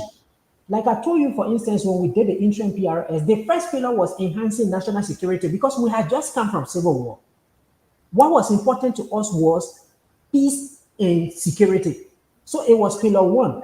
The second pillar was revitalizing economic growth. Third was strengthening governance and rule of law. The third was rehabilitating infrastructure and delivery of basic services. So you could see where we were coming from and what we needed at that time. We didn't even talk about education. So Thomas, So, so my, let me ask you this. I know I hear what you're saying, but I am just as confused as Clarence is. Should it matter that the goals set by a plan are not even minimally attained, but at the end of the 5 years we'll move on? Because he asked the question on Ellie Johnson poverty reduction. Did we see any impact at all? yes, we saw. Okay. that's When, I think that's when President Lots of Sali, impact. one second, when President Sali took place in 2006, 2007, poverty was around 80 and 90%. Everybody was poor. When President Sali was leaving, poverty was reduced to, I think it was 48 or 54. so now. 54%. She So left then, poverty. so then I'll come to you, Jimmy. I mean, Thomas, and you're answering me. We're going along. Jimmy is saying then, when Ellen reduced poverty, should we still have so much exponential? Because right now, you go into Monrovia, people are all in the street. The poverty is back again, which means we did not put any institutions in place to address what we did. Should we not be worrying about that? Thank you. Are we doing that? No, we should, and we are poverty is not going to finish in 18 years or I 20 agree years. with you, but if we bring it down 1 inch, it shouldn't One go up second. 2 inches. Yeah, one But that's second. up to the government that come after. Yeah, we continue Your to. CDC government. Yeah, Yeah, it I mean, shouldn't be up to the government, Ali. It should be up to the institution should continue. It's But not, who it should runs be the the government. institution? Okay, very good. Okay, Anyway, Thomas, let Thomas finish before I would. Jimmy and Aliu, let Thomas. Man, we just started with Clarence. We're going around. Everyone will have a minute. so Manasseh reduced poverty from around 80% all the way down to 54%. Manasari, Oh, donor, man. put money in people's pockets. That is my feeling. There's a difference between putting money in people's pocket temporarily and reducing poverty. I just want to make that clarity. We put money in people's pocket, we did not reduce poverty. What do you say about that, Thomas? That not even makes This sense. guy does not, you just wait for me to talk. What I'm talking is coming from evidence. Every year, the World Bank does the poverty assessment report just came out. What I'm saying to you is that all the international institutions, by 2018, we have reduced poverty to 54%. Yeah. The reason why poverty went back up is we had a shock with COVID. No, we had a shock with Ebola that disrupted the work that we were doing. Okay. And then when COVID came, the last assessment that was done, poverty went back up to around 64%. So when you hear people say that President Weah did not reduce poverty, but poverty went up, it's coming from that assessment. My point is that we are not trashing poverty reduction away, but we are changing our approach. Right now, if you go to the arrest agenda for inclusive development, Okay. they are focusing on one second. So Thomas, let me accentuate that point you're making. We're not abandoning, we're not changing, but we're rebranding, we're assessing and changing our approaches to pursue virtually the same goals, correct? Yes. So Okay. right now, the government is saying, what can we really do to be able to reduce poverty? They say, okay, our priority is now going to be agriculture. And there is a global evidence that when you invest in agriculture, you reduce poverty, not only in the urban area, but you reduce poverty in the rural area. That's what Ethiopia and other countries have done.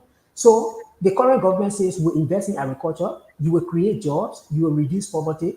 What next do? We build the roads so that when people produce the agriculture, they come. So it's like poverty is what we are reducing, but we are just changing the approach.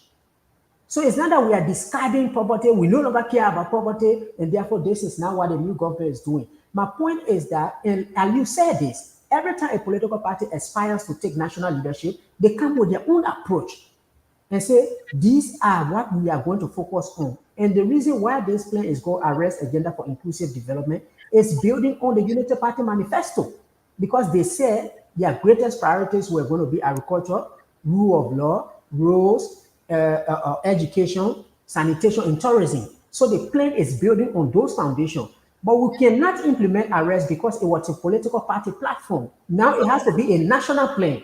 This is why the consultations are ongoing for everyone, both in the country and in the diaspora, to make their input, and then the national plan will then be developed that will guide us for the next 5 years. Thank you, Thomas.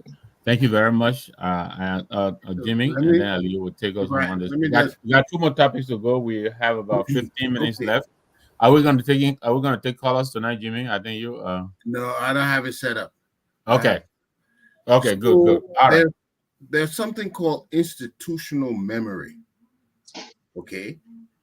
Institutional memory helps in retaining valuable insights and best practices. You see, when a new government comes, they don't know, they may not know about the intricacies of certain of the health ministry, why we decided to buy this drug, why we opened these particular clinics and we didn't do. You don't know the intricacies, but when you have people, institutional knowledge, they know why these things happen. Also, relying on the expertise of career and civil servants who've been in implementing these things for a long time, it has better results. When we come to soon we come take over, we start changing everybody. We try to change it. I'm not talking about the top, the minister and thing. No. Those are political appointees. But everything is changed. And all the things that it has studied, some people have researched for 8-9. Tell them know what I'm talking about. 8-9 years, this man or woman has institutional knowledge, and you just move them out and bring somebody there who has not practiced in the field. We cannot build like that. We need the expertise, people who have been in these things. And you continue you can bring a new plan, but these people will tell you, say, we tried this before, and maybe if you do it this way, it will be better. But when we just chuckle out everything, as we say, and just move everybody out, we start from zero. We keep on starting from zero. It can't continue like this.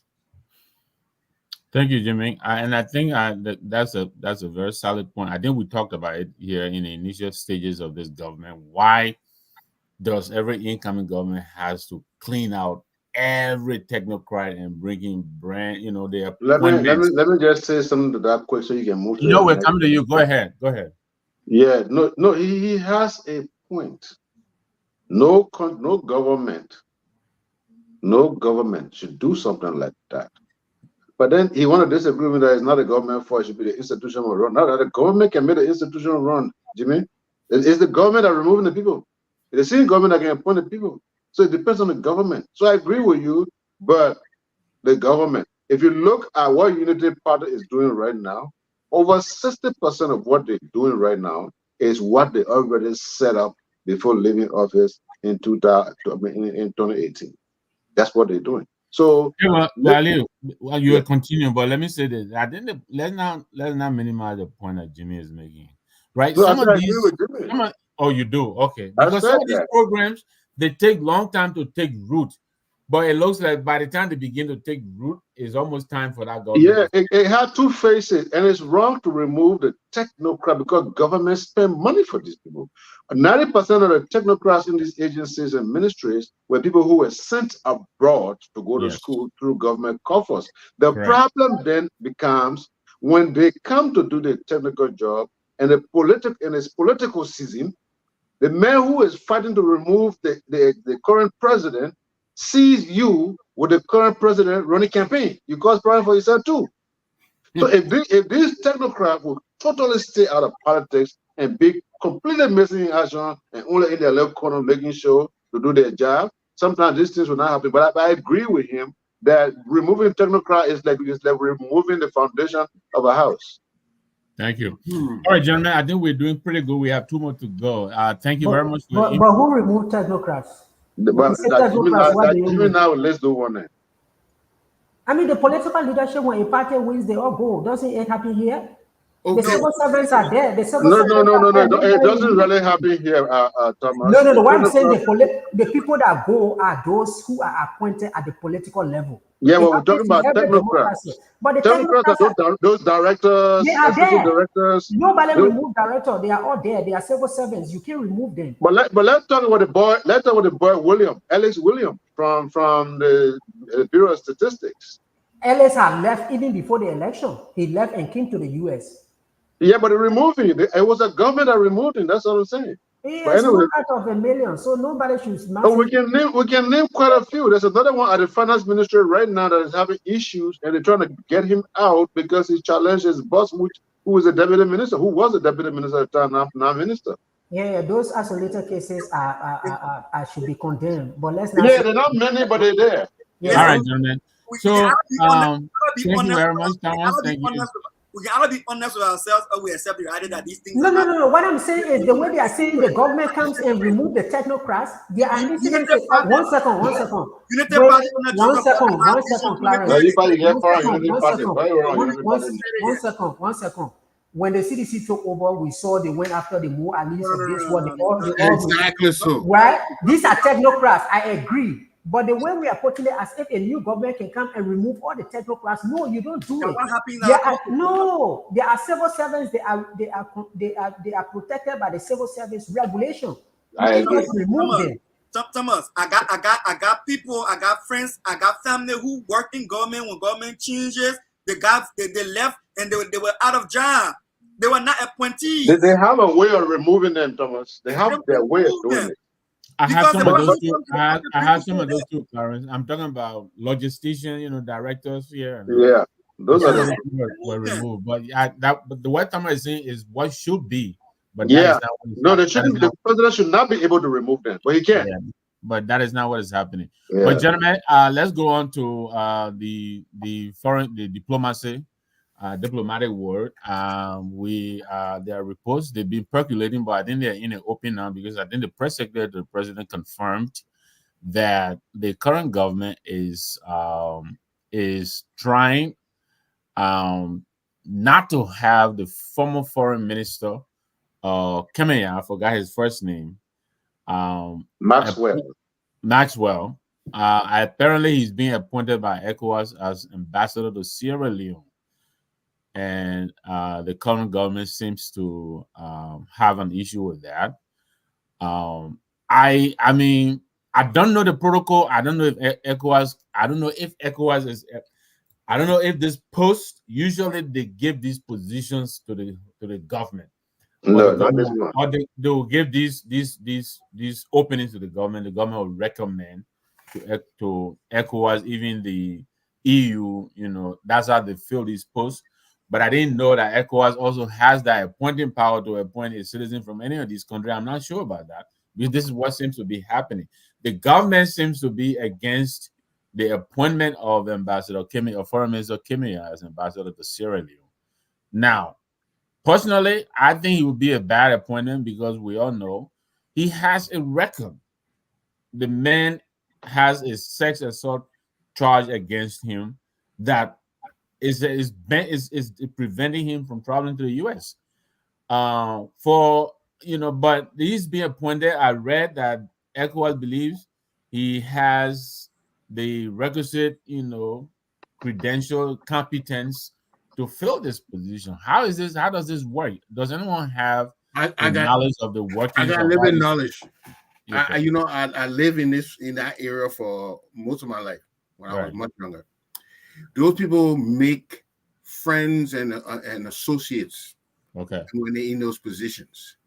And a lot of times, especially UN position, ECOWAS position, it's really about people knowing you. Okay. So he has established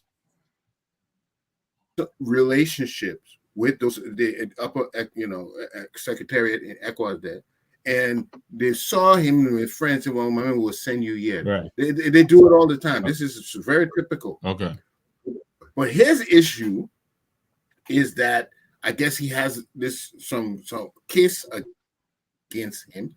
And to me, if the government wanted to object or to dissuade the secretary from appointing him, they have to make a case. Right. They have to make a legitimate case, but just to strong arm the secretary, that it's not going to happen because you don't have the authority, you don't have the jurisdiction to do that, But so I think his problem is I think it should be addressed, but until a man is found guilty, do you really have anything on him? But Jimmy, I mean, I will move on to Clarence on this, but shouldn't ECOWAS be concerned that this man has an ongoing matter against him? Right. If they are aware of it. Yeah. They may not be aware of it. Right. And that's where you are saying the government should make that case. Yeah. Correct. Clarence, thank you, Jimmy. Clarence, do you think this nomination will go through? Or should it go through? It's already gone through. Again, it goes back to what I normally say. President Boyka has a lot of people around him who is not advising him well. Second, he has a lot of people around him who don't know what they are doing. Some of them are new to these terrains, and it gave them opportunity because of the political alignment and the campaign support to the Unity Party, and so they're doing whatever they want to do. It's just a mere petty political game. Like it has to be somebody from us rather than having to be someone from the opposition that we currently beat from the outgoing government. Now let's face the fact. ECOWAS runs like any other international body. They have their own staff. They have their own representatives across Africa. So they got the right to appoint people to those areas. And when you are in ECOWAS, when you're one of the ECOWAS member states, and you are a citizen of ECOWAS, you have the requisite credentials that they find you capable of serving, they can appoint you. They will vet you and they appoint you. Now, why would the Joseph Boyka government go against Kamia? It makes no sense to me. And I think, again, it goes back to what I normally was saying. There are more pressing issues to be considering than running after, things that really don't matter. Our foreign service in a mess right now as we speak. Our foreign service is in a mess. Okay, our embassies around the world are facing serious problems because of neglect, severe neglect. And not only by the CDC government that just left from power, but this present government which is lagging on getting on the ground running. So and then I understand some people say Kimia has a less charge against him, which could be used for as a matter of disqualifying him for that role. Now again, look, let's be honest with ourselves. I'm not Kimia's spokesman. President Nyamon Boyka has just appointed the vice president of the University of Dr. Conte, who presided over the embassy in Nigeria, where a family member of his is accused of raping a 7-year-old girl severely, and there are medical reports to show the impact of that rape situation. He didn't do anything to allow that case to go forward. That case has been, totally stifled in the legal system, whatever the case is. It has gone nowhere. And then we even hearing that Joseph Boyka wants to send him to the United States as ambassador. So what were your regional friends think about you when you approach them, even trying to make Kimia look ugly on allegation, when you have had ambassador presiding over your embassy abroad with major allegations that he could not handle, and you still appoint him to a position in government. So what does that? So I think they didn't have a case. I'm not saying they could not have made recommendations. It is within ECOWAS framework that if they consult you on those kind of appointments because it is a citizen and you give recommendation in that direction, they may take your consideration and they may take your views into consideration. But they did not ask for our opinion, and they did the appointment on the grounds of their own authority. So we can only appeal, but we cannot force their hand. So I think we should drop that and move on to other pressing things that the country has right now, especially in our foreign service issue. Thank you, Clive. Thomas, do you think this thing has more political implications than real ethics? You think because I understand Minister Marjon Kamara is being recommended by the current government to serve in that same position. I mean, it's an interesting case, but sometimes when Clarence is speaking, I just enjoy him.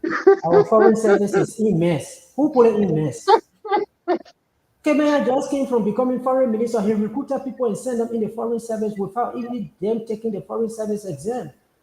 Just recruited people during the transition. Now the Senate is struggling with 54 persons who are in the foreign service that should not be there. And you are talking about him here, the foreign service is in mess, we should pay attention to it. How about the person who created the mess? For me, the issue, I've been following this issue. When it came out initially, the other version of the story that came out was that he self-nominated himself. That ECOWAS had actually reached out to Liberia. Right. Yes, and said, can you send someone to be the ECOWAS representative to Sierra Leone? And what the news that came out was that, considering that the transition was already taking place, he said, okay, I nominate myself to be the ECOWAS representative in Sierra Leone. So if that was what actually happened, then it is a nomination that Liberia should have a voice in because the request came to Liberia. Right. It could be on that basis that this government is trying to say, okay, we don't want this person to represent us because here is our major ally. Mm-hmm. There is a case against this a former minister in a country that is a major friend of our country. We also don't think that ethically this person, because regardless of what happens, he goes as a Liberian citizen. So if there is now Professor Conte is in the public, he's been scrutinized for what happens at what happened at the Nigerian embassy. Why don't we scrutinize Kemenya for what he did here when he was at the embassy? Should we let Kemenya go and then prosecute Ambassador Conte in the court of public opinion? I think the two of them should equally answer for what happened under their leadership. So I think there is an ethical issue there. Perhaps that is the issue that the government had raised and say, okay, even if he's going, he's not coming from the government, but he still carries our citizenship. Right. Should he be representing us? Is it going to give us a good picture? And then, like you say, I mean, the issue of politics, you never is the whole issue of governance is never void of politics, right? So perhaps the current government is trying to use that ethical ground to be able to score a political point, which I mean, any government will be able to do that. But perhaps they think that we have someone who can better represent us that doesn't have an ethical baggage and therefore don't do it. And my understanding is ECOWAS' response is saying that, hey, this is not a nomination, that is a quota-related position. Because that's how these regional bodies work. You remember when the former planning minister became the vice president of ECOWAS. At that time, it was a representation for Liberia. So it was Madame Sali that asked the former planning minister to go there, Dr. Gayle McIntosh, right? Yeah, McIntosh. He went to ECOWAS as Liberia's representative. But ECOWAS' response, based on what we're hearing, is that this is different. So I think the executive mansion is still reviewing to see how we can get back to ECOWAS. Thank you very much, Thomas. Gentlemen, now wait, someone throw a mud on my shirt. But hold on to that. Hold on to that. Ali will come in. But what I wanted to say is, we are not have time to discuss the last topic, which is the LECC audit. We'll punt that to on point or the on point on Sunday. I mean, my whole thing just went mute. Mr. Kamara, are you okay there? Because we're coming to you. I think he's not. He's not. He can hear you. He can't. Mr. Kamara, can you hear us? Okay. So we'll take 30 seconds. If you count that, we'll give you 1 minute and 30 seconds. We're out of time, gentlemen. So 30 seconds each. Just go around and do your closing. I will let Mr. kind of cool down a little bit. So I will start with Jimmy, and then we'll come back to him. Jimmy, 30 seconds, your closing. Okay, there we have we in a position where we so have to catch up. People are moving ahead of us. We've had 30 years of war, and other different things setting us backwards. But when what is most frustrating to see that we are not doing the fundamental things that will move us forward in the future. The things that will ensure our children will be educated, the things that will ensure people will be able to do business, the things that ensure we'll have better health care, the things that will ensure that our local domestic production will rise. We're not doing those things. We're not addressing it. So the other day we had a huge issue with the mining thing. That thing has been a sore for long. Why are we allowing some individuals to come from different countries and exploit our minerals? Because we know the answer. Some people are getting kickbacks. So when you look at the fact that we're not addressing the most fundamental things that will put us back on the road, that means we're not getting on the road. That means we're going to be like this for a while, because those things have to be addressed before you can even. It almost like say you want to build a house, but you haven't even prepared the land. Where are you going to build? You got nowhere to build. Thank you, Jimmy. Yeah. Thank you very much, Mr. Eastman. Dr. Pearson, I know you wanted to chime in, and we can use that for your closing as well. Yeah. So I don't think AFL is supposed to be at the RIA. One of the things we discussed tonight, and I think the only reason why they were there and they were misplaced because of the current government irresponsibly hindering the airport by showing disrespect to our former leaders, and that should not be happening. I think they should sit around the table and iron that out. If the VIP lounge is there, separate from the presidential suite, our ex-president should be allowed to pass through that VIP and may not necessarily have to go into the presidential suite. On the flaming fire issue with the prophet, I don't think our government should be interfering with pastoral or religious speeches and sermons. I think it's unconstitutional for them to do that. If there's any physical abuse or any matter for labor that can be taken to court, individuals should do that, but not on the speech of what the pastor preacher say on the pulpit. And when it comes to the issue of our development plans, I want to be very clear. Unity Party government that President Booker was vice president for launched a Vision 2030. 2030 are not yet even ended, and now they're going to a different plan completely out of the 2030 vision that they had. So was he misleading us then as compared to now? No, that's not what I'm saying either. What I'm saying here is that if we want to move Liberia forward, we should know what we want as a country, and our plans should be very long-term plan, not short-term plan of 5 years. It's a country. It's not somebody NGO. It's a country. We should have a long-range plan like Vision 2030 was, and then we can revise that plan as we go along based on how we have achieved the indicators along those plans. And lastly, as I close, my brother Thomas, I'm not justifying coming here for any reason for what he's done in the past, and I'm not going to blame him for the mess in our foreign service. Our foreign service issue there are more factors affecting our foreign service than an individual can cause any harm to it. It's a collective issue that our country has to put its foot down and address our foreign service concerns that we have. So it's deeper than just an individual making it a mess. It's more like a country issue. Now rest there for tonight. I hope our Liberian people can hear these things and we can make some adjustment to move Liberia forward. Thank you for having me tonight, Nanga. Thank you, Clarence. Thank you very much. Mr. Kamara, everyone got 30 seconds. You didn't get your 1 minute, so we're going to give you 1 minute and 30 seconds so you can address some of the issues and your closing. All right. Thank you very much. Listen, the Kemaya issue, I don't see why the government is so involved with it. If it is based on allegations of sexual assault or sexual whatever they call it, which is a misdemeanor in America, the particular one that they're talking about, he did not, rape or anything, so it's misdemeanor. If there's a charge for it, and there's actually a warrant out in America for his arrest from the court, let somebody show it to us. If he has been charged with a crime, let's see a copy of it. Let's not be too fast, too quick to pass judgment, and that's what we do. I do not support Kimia.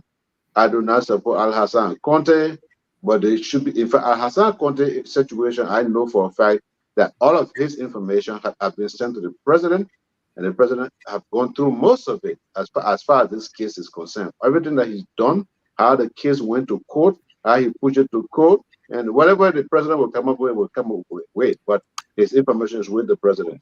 As far as Kimia, let us get these evidences that actually somebody took in the court and the court put up summon him and he did not attend, and there's a warrant up for arrest or there's a charge against him. Let's see some of those things other than just talking. All right. The whole thing about this embassy thing, my brother, what is the point of having, listen, from Sierra Leone to Liberia, if you are an ECOWAS citizen, you only need laissez-passer. It costs like $200 or $300 Liberian. You don't even need a passport. Why do you need embassy in Freetown for a country that has nothing?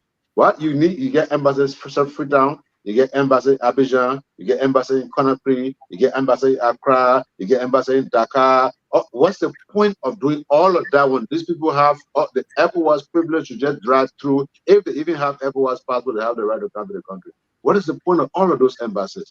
Why not have one, consular represent the entire West Africa, and maybe East Africa you can do more because they're not part of ECOWAS. Why all of these embassies?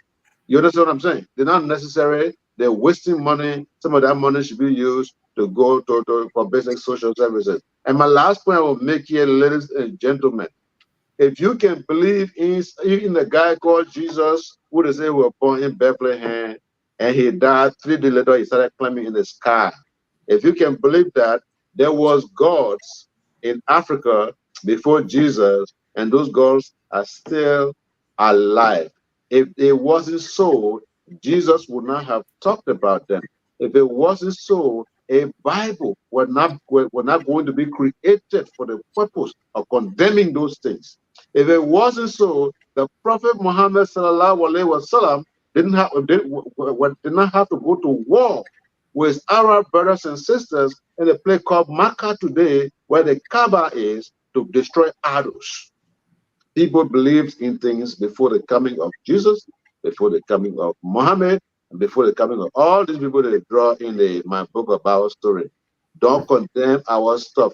You don't want to believe it, leave it alone. Thank you so much for having me. Thank you very much, Ali. It was great having you on. Thomas, you will take us home. Your 30 seconds closing.